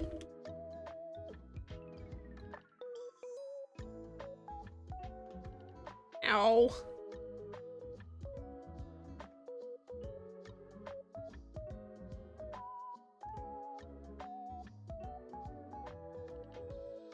No, I scratched my neck and I hurted. It's fine. The rest of the day goes by in a calm span of hours spent writing, reading manga, and catching up on a few shows I've lost track of. As the afternoon starts shifting into evening, the anticipation begins to creep in. I go through my closet hunting down an outfit to wear for my date. It looks like we're going to a bar, so it's not as if the dress code matters much. I could easily just throw on a sweater and jeans and be done with it, but it's been a long time since I've really dressed up. Longer since I've gone for a look meant to knock it out of the park. Nothing wrong with going overboard once in a while. Go with a gorgeous black dress and makeup. I tell myself pulling out a sleek jet black dress that's seen dozens of formal functions, weddings, parties, graduations. It's been my go-to occasion dress for years, but it still has the same appeal it had when I first bought it. Price tag was high enough that it's held up this long. Hoping I'm not going overboard, I dig out my formal flats and pick a fun but sparkly jewelry set to go with them. When I go into the bathroom to wash my face, I start working on my hair, which it feels like months since I've used any of these products. Even yesterday, I didn't put in half this much effort, and that was just dinner out with my friends. Right now, I want to look stunning. If this guy has any taste, he'll appreciate how much work I'm putting in for him. Maybe he'll even throw a compliment or two my way. So far, he hasn't brought up my looks at all. I mean, props to him for not being shallow, but tonight I'm getting dressed with every intention of being trouble. Yes, queen! The kind of trouble a man doesn't recover from easily! Yes! Hairstyling finally complete, I check the time and slip on my shoes. After a while, I give myself one last once over in the mirror by the door. That's a lot of O sounds. I haven't looked or felt this sexy in a long time. Feels good to have a reason to look my best. After checking that I have my phone, keys, and everything I need, I'm finally ready to head out to my first date in over a year. Oh, this place looks sick! Aftertaste. He calls it a bar, but it's more like a club or a pub. The number of motorcycles parked out front is a bit unsettling, as if the location in the back end of the city isn't already enough. It's not exactly the cozy first date spot I've been picturing. Normally I'm more partial to cafes or even quiet little wine bars. Literally anywhere that doesn't feel like a fight could break out at any second, or where someone might be doing hard drugs in the bathroom. This is exactly what I imagined then, because like when you say bar, that's what I imagine. Like I think like, oh, it's like kind of shady, it's kind of gross. Like I don't want to go to a bar. Bars are gross. Through the hazy fog on the windows, I can see how packed this place is. The dim neon lights inside barely illuminate the vague shape of the bar patrons, but I can still make out the sea of people. Loud laughter and cheers break out occasionally, sometimes overlapping waves that hit my ears all at once. I tell myself not to judge. All kinds of people like places with character. That doesn't mean anything is going to happen to me. All the same, I snap a quick picture of the entrance and send it to Hannah. If I go missing, this is my last known location. I tuck my phone back into my clutch quickly and take a cleansing breath. The air has a faint smell of cigarettes. I feel ridiculous standing in front of this place, dressed like I'm going somewhere where the waiters grind the pepper at the table. I regret not staying in my cab until I confirmed my mystery guy was here too. Torn between waiting for another cab and heading into the brighter interior of the bar, I check my phone. No new messages yet. Just the last one he sent. Meet you at 8. You'll love this place. Promise. Okay. Last seen 2 hours ago! If I'm getting stood up, I'm gonna be so mad. I'm trying to. I really am. But that message is from 2 hours ago. Even though he's a complete stranger, I feel safer not being here alone.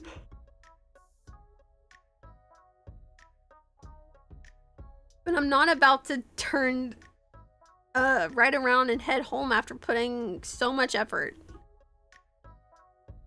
I swallow hard, pull my shoulders back, and remind myself why I'm here. I've got something to prove. I can be flexible. I can try new things. I'm already in the thick of it anyway. The sound of only intensifies once I'm inside. A few people dance to the music. Others sit at scattered tables. Off to the side, there's a pool table in the bar.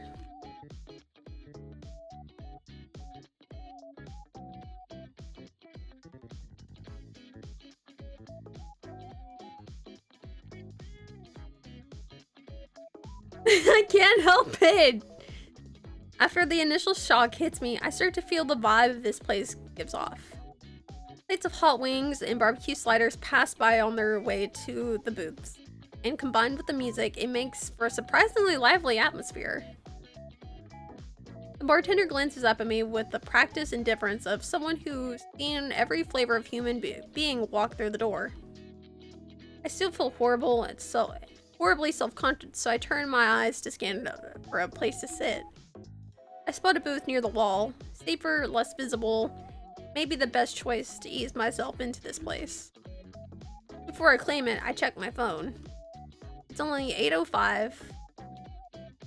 I'm probably just too early. Ignoring a few stares, I bravely approach the bar and order a soda, not wanting to drink by myself so early in the night. When I slide into the booth, the seat squeaks under me, sticking just a little to the back of my thighs. My short dress feels even sillier now.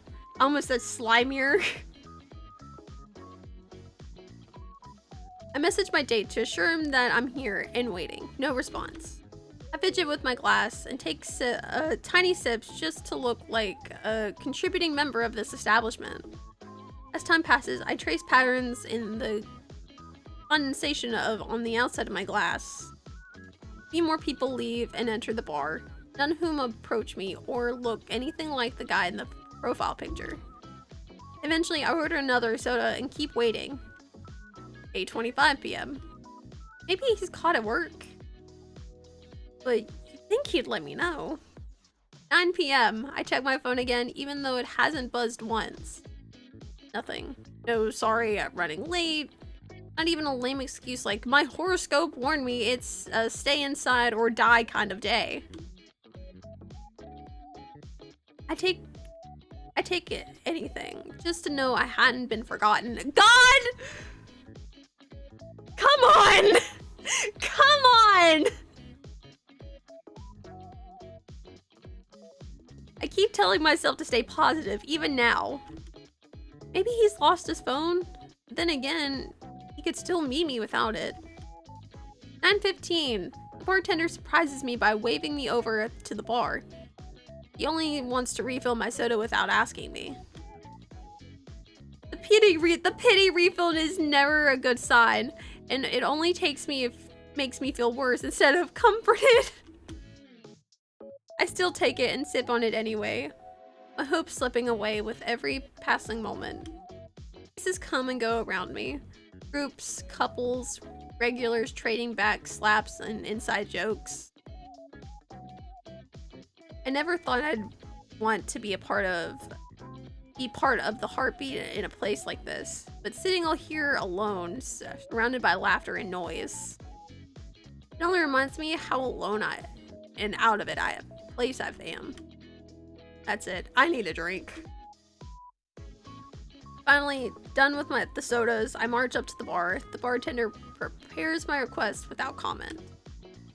Can I get a rum and coke, please? Keep watching the door as he slides me a Sex on the Beach cocktail. Gross! The vinyl booth sighs beneath me as I shift and uncross my legs.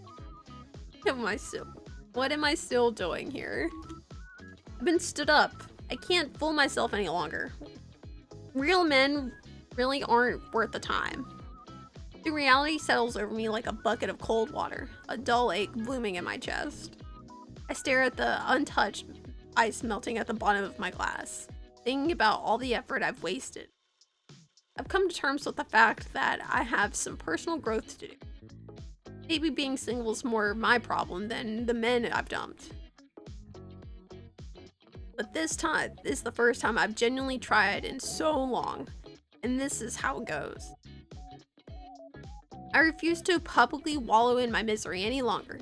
I'm prepared to drown myself in romance manga when I get home and to ease the sting.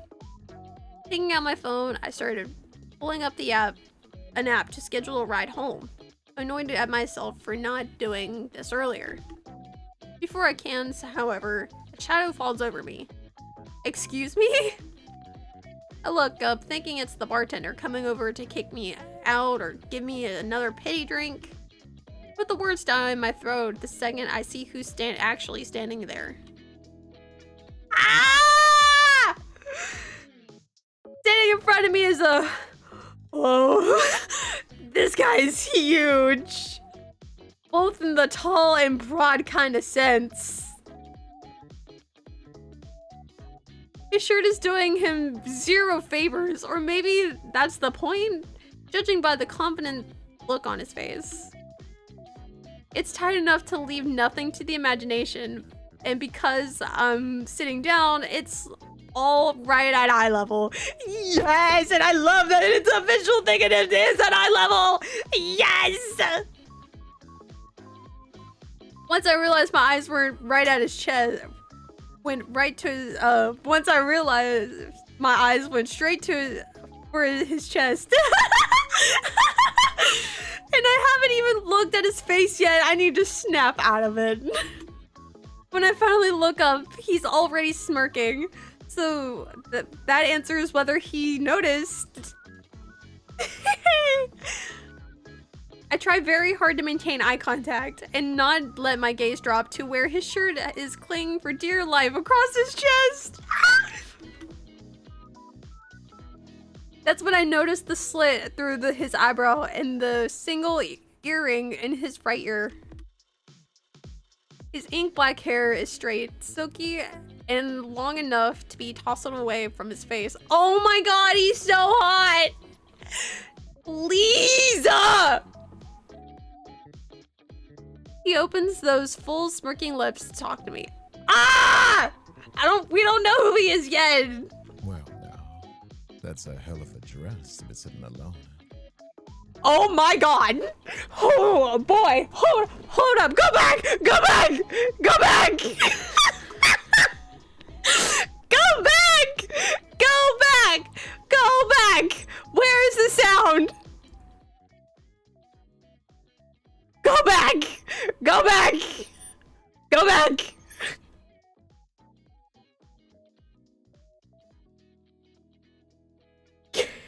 Well, now, that's a hell of a dress to be sitting alone in.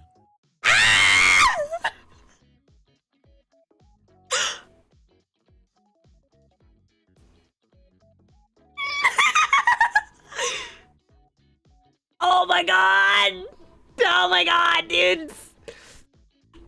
Oh my god! I can't. Oh! Oh, Lord have mercy! See, you love every voice? No! I do not love every voice.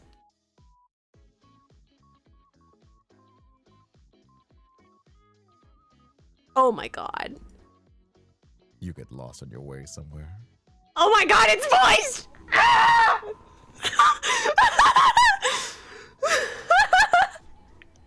Wow, I am genuinely flustered, folks.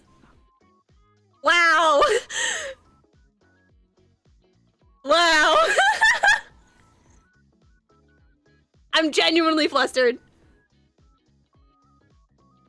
Oh my god.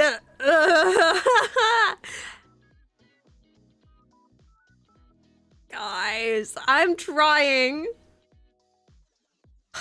God, do you need someone private now?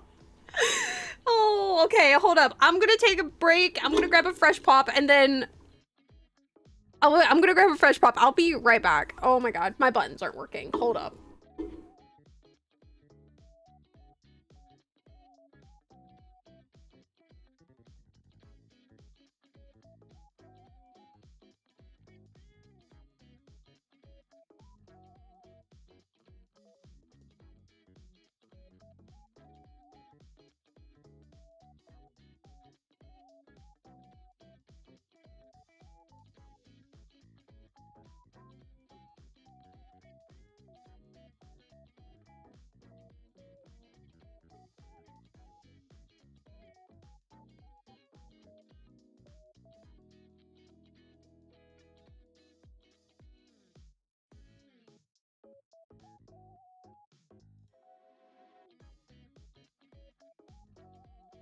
Divas, I don't know.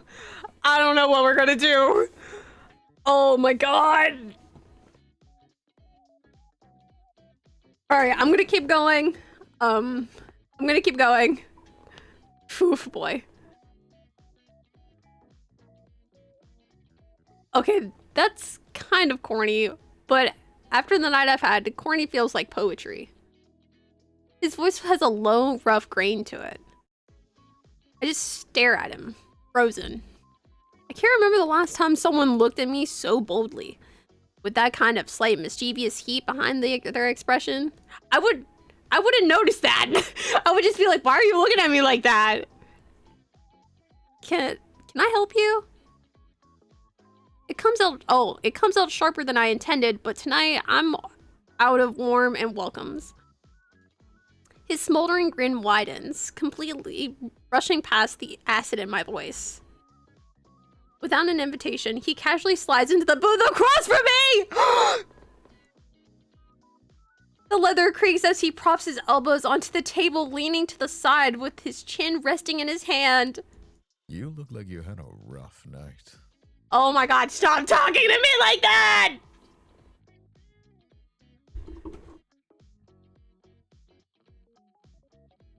I still can't hear him well enough. Let me turn up my volume some. Let me guess. Either someone made a terrible mistake tonight, or you didn't plan on coming here alone. You're right! Hold up, guys, hold up. Let me cook. Let me cook. Oh, cool. My buttons aren't working at all.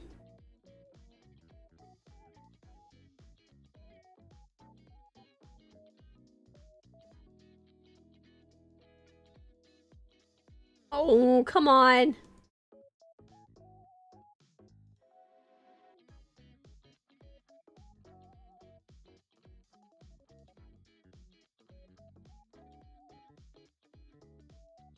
One moment, please.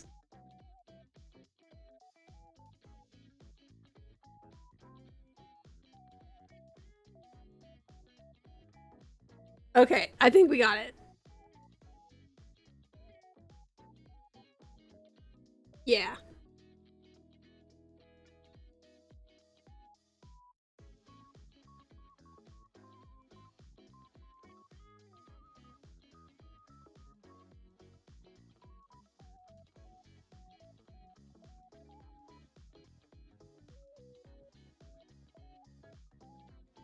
There we go. Now my buttons are working. I got hot. Yeah, my daddy ended up ghosting me. I'm instantly embarrassed by the thin wobble in my voice, but he doesn't seem to mind. Yeah, I got hot. I even took off my glasses.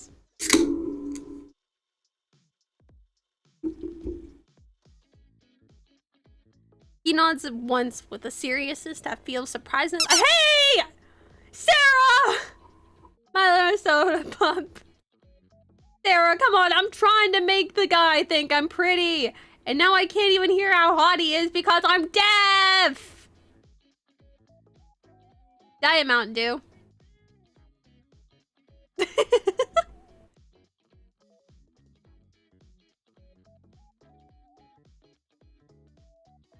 And then he leans forward a little more, resting his forearm on the table, tilting his head as if he's studying a piece of art. Oh my god! His loss. I can't.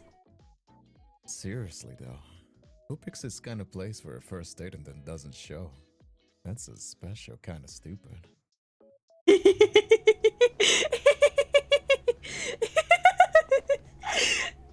Yeah. It's a strange kind of comfort, being defended so bluntly by a stranger. I'm not sure whether to be unsettled or grateful. Are you always so candid? I ask, unable to shake the watery nerves from my tone. He simply shrugs. Life is too short to keep playing games, and you don't get extra time for playing it safe. If you want something, you might as well reach for it.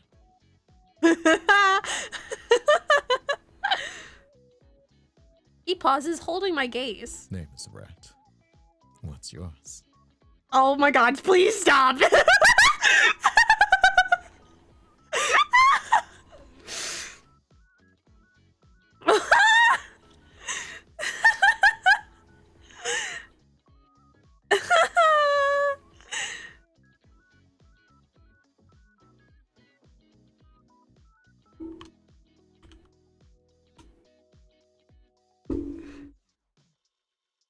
My name is Fable. It's nice to meet you. Never been here before, have you? Absolutely not.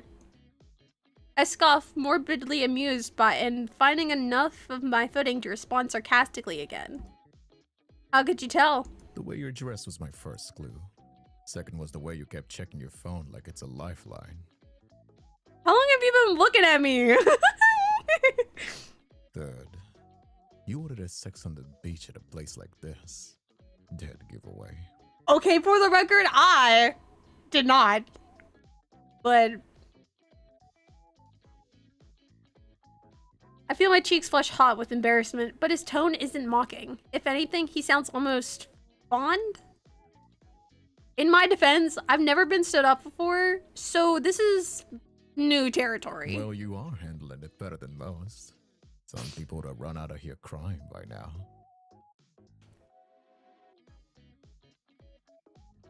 Who says I wasn't planning to do that in the car? He laughs. It's a genuine, deep, rumbling sound that I can feel in my chest from across the table. Fair enough. But here's a better plan. Tell me the better plan. He signals to the bartender with 2 fingers raised, a practice gesture that suggests he's a regular here. The bartender nods without question. So, is this what you do? Rescue stranded women and try to make them feel better? I'm not trying to make you feel better.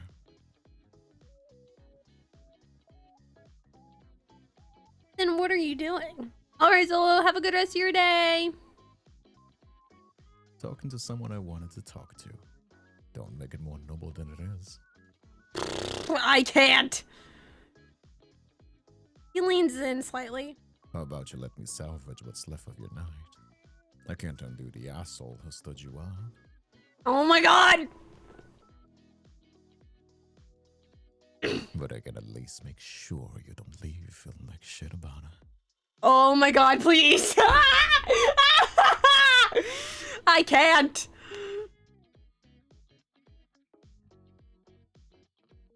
Please, sir. Oh my god. This man.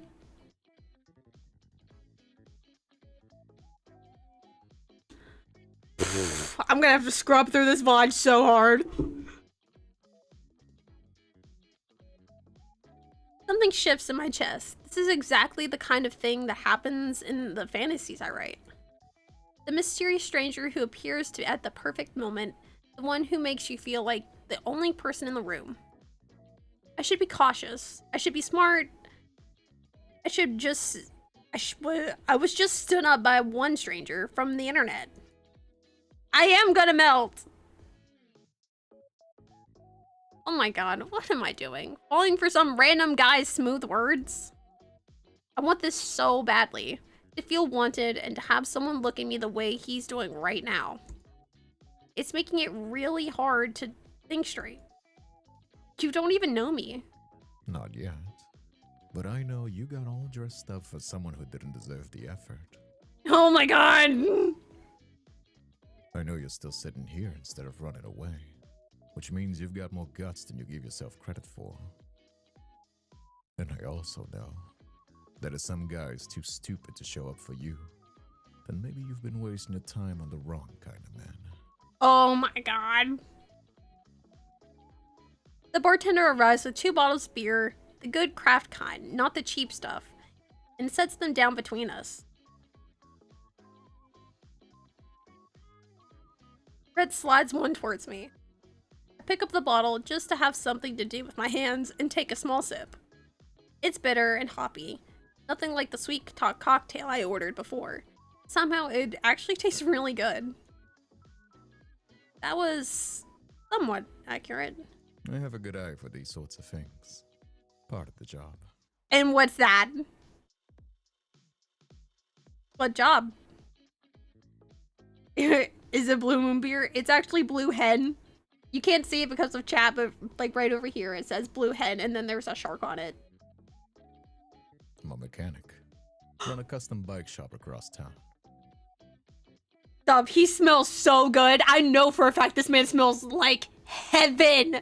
Oh, there's nothing sexier than the smell of someone who has been working in their garage on like a motorcycle or a car. Oh my god, that is the hottest. So hot, god. I can't with this game.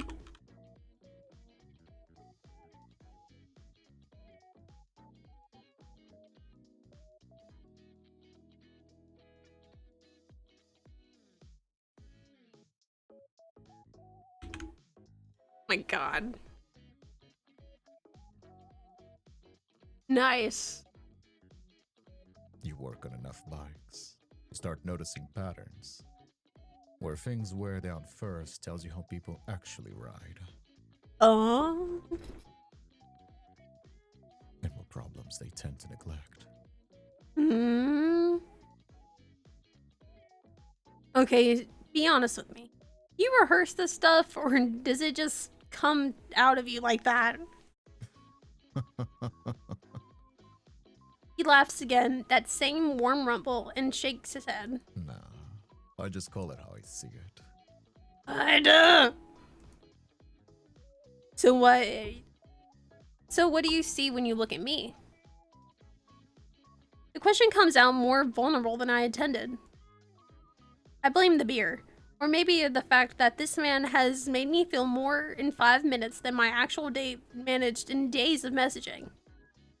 Fred doesn't answer right away. Instead, he leans forward again, elbows on the table, and really looks at me. His gaze is intense, slow, deliberate, and entirely unlike my interactions with anyone else, but he's never leering. Honestly, I'm not sure yet. He can't look at me like that and not expect me to want to like make out with him. The answer catches me off guard. I expected another smooth line. You ordered a soda first, switched to a cocktail about an hour in. It tells me you showed up planning to be responsible. You wanted a clear head for whoever you were meeting. But he never came, so you gave up on being careful. Oh my god. That's the vibe of someone who actually cared to make it work, but is tired of getting disappointed. This man is reading me like a book.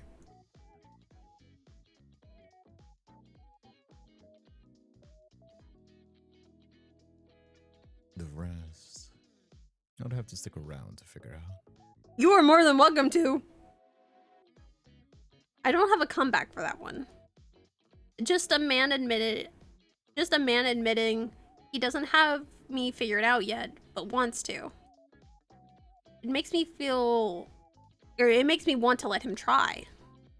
My breath catches as I realize I still haven't given him a reply. You're not what I expected tonight. Good. Expected is boring.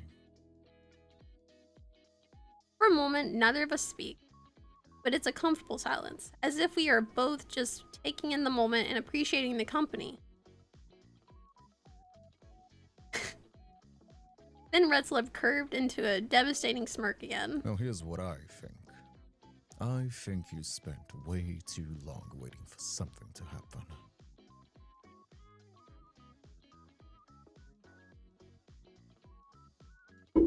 So, how about you stop waiting and do something different for it? Now here's what I think. Oh, Now here's what I think. I think you spent way too long waiting for something to happen. So, how about you stop waiting and do something different for a change? something different? Can't get anywhere new if you keep on taking the same roads. Got a point there. So, you staying here nursing that cocktail? Or are you coming with me? Oh. Coming with you where? Does it really matter? Oh my god, stop!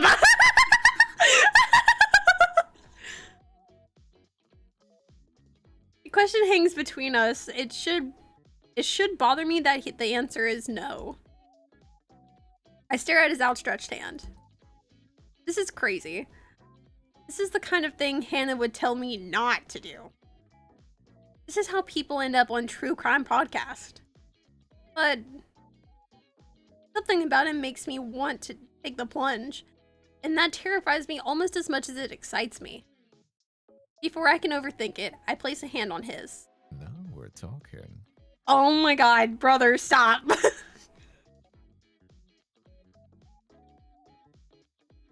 His hand is warm and steady. He pulls me gently to my feet, and suddenly I'm very aware of how close we are.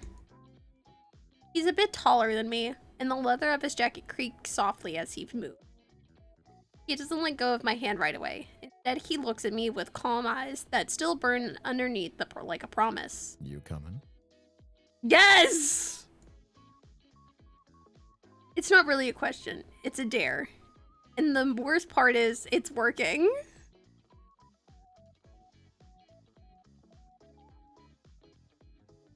Yeah. I should say no. I should absolutely say no. I don't even know you. Then let's change that. Oh my god, stop! He leads me through the crowded bar, weaving between tables and patrons with the ease of someone who belongs here. A few people call out to him and he nods or raises his free hand in acknowledgement, but he doesn't stop. When we step outside, the cool night air hits my flushed cheeks like a blessing. I take a deep breath. Somehow, the same air that felt heavy inside now feels so free. My thoughts are still a jumbled mess of, this is insane, and don't let go of his hand. Better? It was getting pretty stuffy in there. He does not give serial killer vibes. He's just a guy. A very hot guy. Yeah, it gets like that. especially on the weekends. He finally releases my hand, and I immediately miss the warmth of the contact. He walks over to one of the motorcycles parked near the entrance. A sleek red beast that looks expensive and dangerous. Oh no. Oh no! He's not! Never been on one of these before. A motorcycle? No, absolutely not. I don't even have a helmet and... I've got you covered. God. I can't! He pulls a spare helmet from the storage case. Safety first. God. I'm not gonna lie to you. It's a rush. The closest thing to flying without leaving the ground. Yeah, and that's why I like motorcycles. I haven't been on one since I was a kid, but I mean, I wouldn't say no to going on one. But if you don't want to, that's also perfectly okay. I can just call you a cab and give you a ride home. No pressure. Ugh. I look at the motorcycle and then back at Red. This is the most impulsive, reckless, stupid thing I could do right now. Seeing my apartment clean for the first time in months, but still empty. Think about my friends, all paired off and happy. Think about the dating app guy who couldn't even be bothered to text me that he wasn't coming. Think about all the stories I've written where the heroine takes the risk, says yes to the adventure, and then throws caution to the wind. Think about what Rhett just said. Can't get anywhere new if you take the same roads. Alright, let's do this. You're the boss.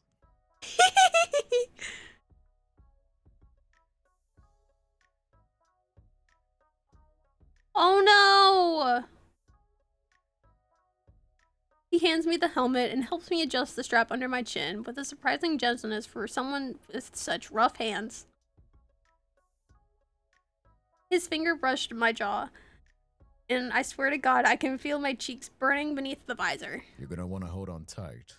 Wrap your arms around my waist and lean when I do. Don't fight it. I'm trying not to fight it! This kind of bike is a different beast from regular models.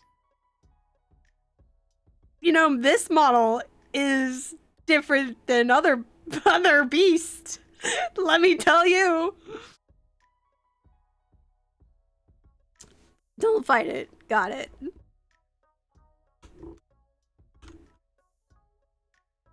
And hey, In Fable? Yeah? trust me. Oh my God! I climb up beneath him. Or behind. I climb on behind him! And my dress is running on my thighs. And oh my God, I can't believe I just said that.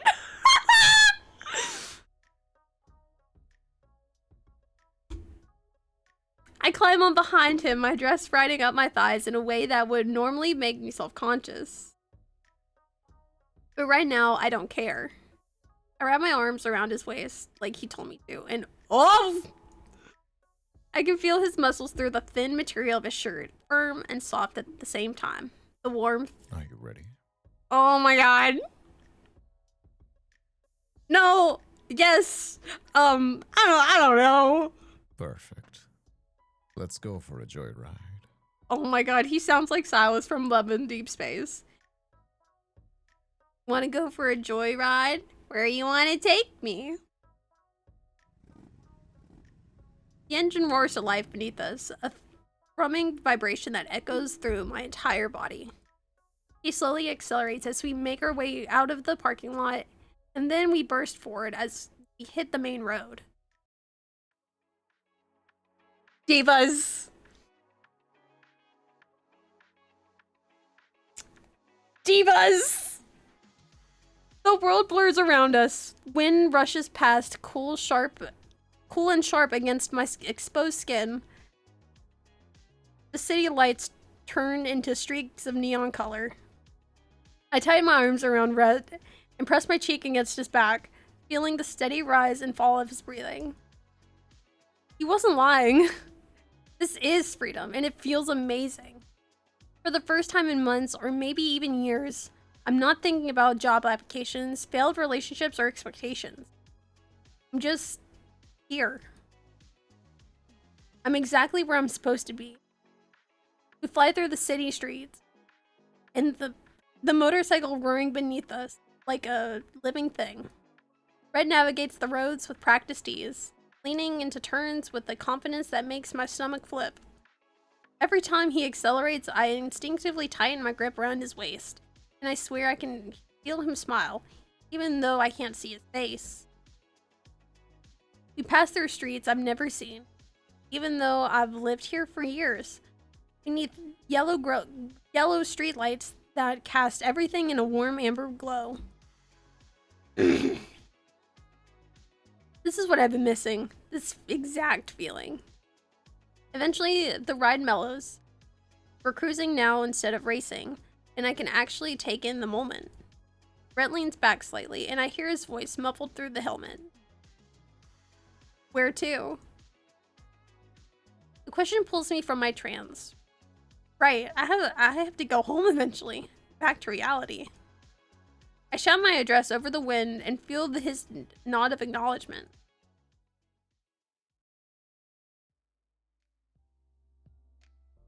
Soon enough, we're turning onto familiar streets.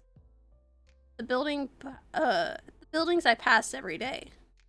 Red pulls up in front of my apartment building and cuts the engine. Sudden silence is almost jarring after the consistent rumble of the motorcycle.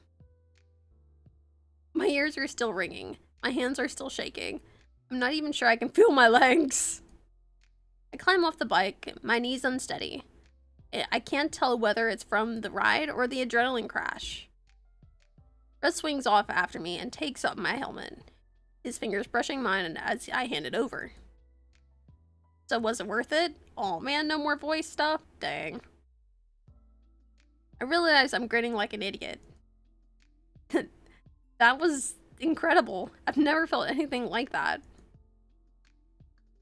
Those words do wonders for a man's ego. He looks at me with the same intensity from the bar. Like I'm the only living thing worth paying attention to in the entire world. My skin feels warm despite the cold night air.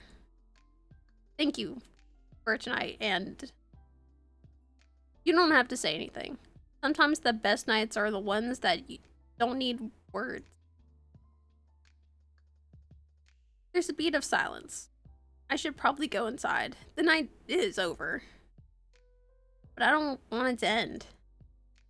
I had a good time tonight. Me too. The best time I've had in, honestly, I can't remember. Words come out more vulnerable than I intend, but I don't take them back. It's true. Tonight feels like magic. And we should do it again. I freeze for a split second. Really? Why do you sound surprised? Think I'd do this just for anyone? I don't know. Do you? I'm half joking, but there's a real question underneath. How many other women has he swept off their feet just like this? Red just shakes his head, that practiced smile playing at his lips. Nah, you're different. You barely know me. I know enough to know, or I know enough to want to know more. It's not a grand declaration. It's not a promise. Somehow that makes it feel more honest than anything else he said tonight. Most people walk into that bar and try and blend in. Order what everyone else is having. Sit and where they're told. You sat in the corner booth in that outfit, ordered a cocktail with a straight face. Either you're fearless, or you've got no idea what you're doing. Can't it be both? Usually is. Plus, you didn't say no when I offered you a ride on my bike. Most people would've. Alright, Advo, have a good time!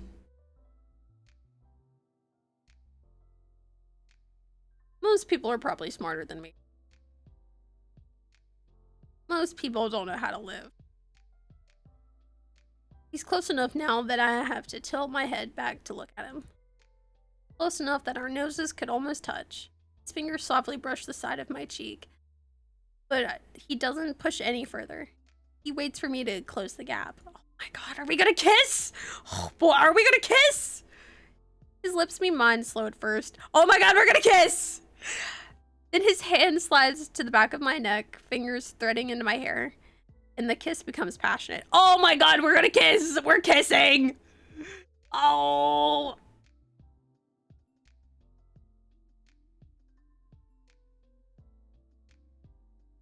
Like, he's finally stopped holding back. I want to see you again. I'd like that. Next weekend? Saturday? Is that too soon? Maybe it's not soon enough. But the word is already leaving my mouth. Sounds like a plan. Good. I'll pick you up. 7? Wait! Realization hits me suddenly. How will he pick me up? He doesn't have my number. We haven't exchanged any contact info at all. Can I get your number? So we can, you know, plan? Sure, here you go. Ah! He pulls out his phone and hands it to me! I type my number and hand it back. He glances at it, then immediately calls me. My phone buzzes in my clutch. There, now you have mine. Perfect. If only it was this easy. I'll text you tomorrow about where we're going. Something special. More special than a motorcycle ride? You'll see. He reaches out and tucks a strand of hair behind my ear, the same gentleness from before, lingering just for a moment against my cheek. Ah! He's so cute. What? When I don't hear him talk, he's actually like really sweet. But like I hear him talk and I'm like feral. It's like I've never... Oh my god. Get some sleep. You've had a long night. Talk to you soon. He pulls back and I immediately miss the contact.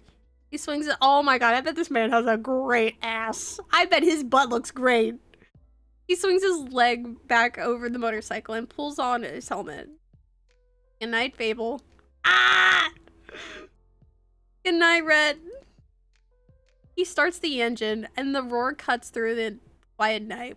With one last look, those intense eyes visible enough from through the helmet visor, he pulls away from the curb.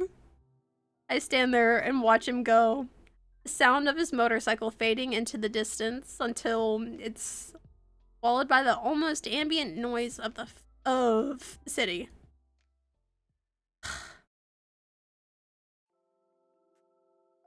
I kick off my shoes and immediately pull out my phone. His number is there, saved but unnamed. I stare at it for a moment before typing red motorcycle emoji. I feel silly adding a motorcycle emoji, but it's also perfect. As I'm standing there stalking his empty chat, my phone buzzes with a text. After a mini heart attack, I realize it's just Hannah. You alive? Been hours since you texted. Getting worried. Guilt crashes over me. I completely forgot to update her after that initial text from bar. Probably thinks I was murdered and dumped into a river somewhere. I'm so sorry. I'm home and safe. Long story. We'll call you tomorrow and tell you everything. She responds almost immediately with confirming my suspicions. You better. Sweet dreams. Sit my phone down and head to my bedroom. After peeling off my clothes, I catch sight of myself in the mirror. I pause. My hair is all a windblown mess. My cheeks flushed. I look like someone who had just had the night of her life. I look nothing like the sad, hungover person who sat in this apartment yesterday morning, drowning in self-pity and job applications. What just happened? My reflection doesn't answer, but she is smiling. I change into the cute pajamas and crawl into bed. My body is exhausted, but my mind is racing. Next weekend, I can't next weekend can't come soon enough. I reach for my phone one more time, pulling up his contact. No profile picture, just the number that in that little motorcycle emoji. Should I text him? Take him again for tonight? Let him know I got inside safely? Or is that going to sound too desperate? Before I can, my phone buzzes. A text from Rhett. Sleep tight. Next time's gonna be even better. I'm grinning again. I type back, can't wait. Then I set my phone on the nightstand, pull my blanket up to my chin, and close my eyes. For the first time in months, I think I'm going to get a great night's sleep. Maybe real men aren't so bad after all. Maybe I just needed to find the right one, right? Oh, that's not the end of the demo? Okay, I gotta save.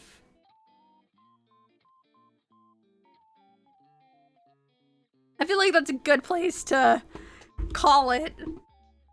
Oh my god, this game is great! This game is fantastic. I can't wait to see the other love interests when they come out. I can't wait to post these clips and like go through the VOD some more. Oh my god! I love this game. Let me do some jumping.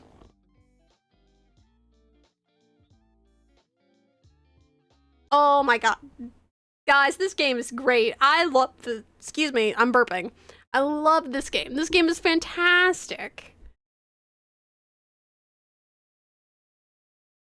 Ugh. God, he is gorgeous. Oh, Lord. Yeah. After the rough couple, I shouldn't say, you know, it was just yesterday. Yesterday just felt like a really long day. After yesterday, I needed that. That was fun. That was good. That was good stuff. I'm pretty sure I'm gonna be back Thursday. The rough sounds like a club. Yeah. Honestly, it does. Let me make myself a little smaller. Anyway. Yeah, so if you haven't heard, let me actually move OBS over here so I can, like, actually see. Girl, nah, girl. Never make yourself small. Never.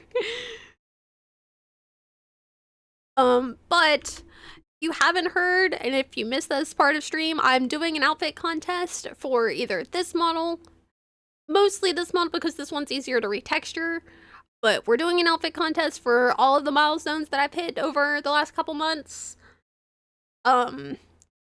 You post them on either Twitter, Blue Sky, or Instagram. There are posts about it on my socials that you can probably find. I'll probably have them linked somewhere.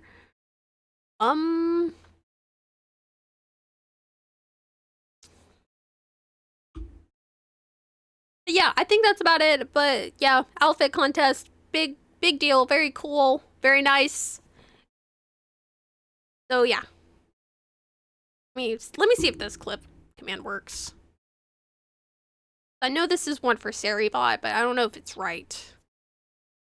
Oh well. Oh, yeah, thank you for being here, Solus. That was really sick. Also, I'm so sorry I haven't messaged you. My life is absolutely crazy right now. I'm so sorry. But thank you guys so much for being here. I'm gonna find someone to raid. Let's see who we got. I wonder if Kit's still going. Let's see here. Oh, Kit's still going. Let's go raid into Kit. Alright, I'm gonna get this going. And I will see you guys. I think this is it. Yeah, there's our raid message, and I will see you guys in the raid. Bye-bye!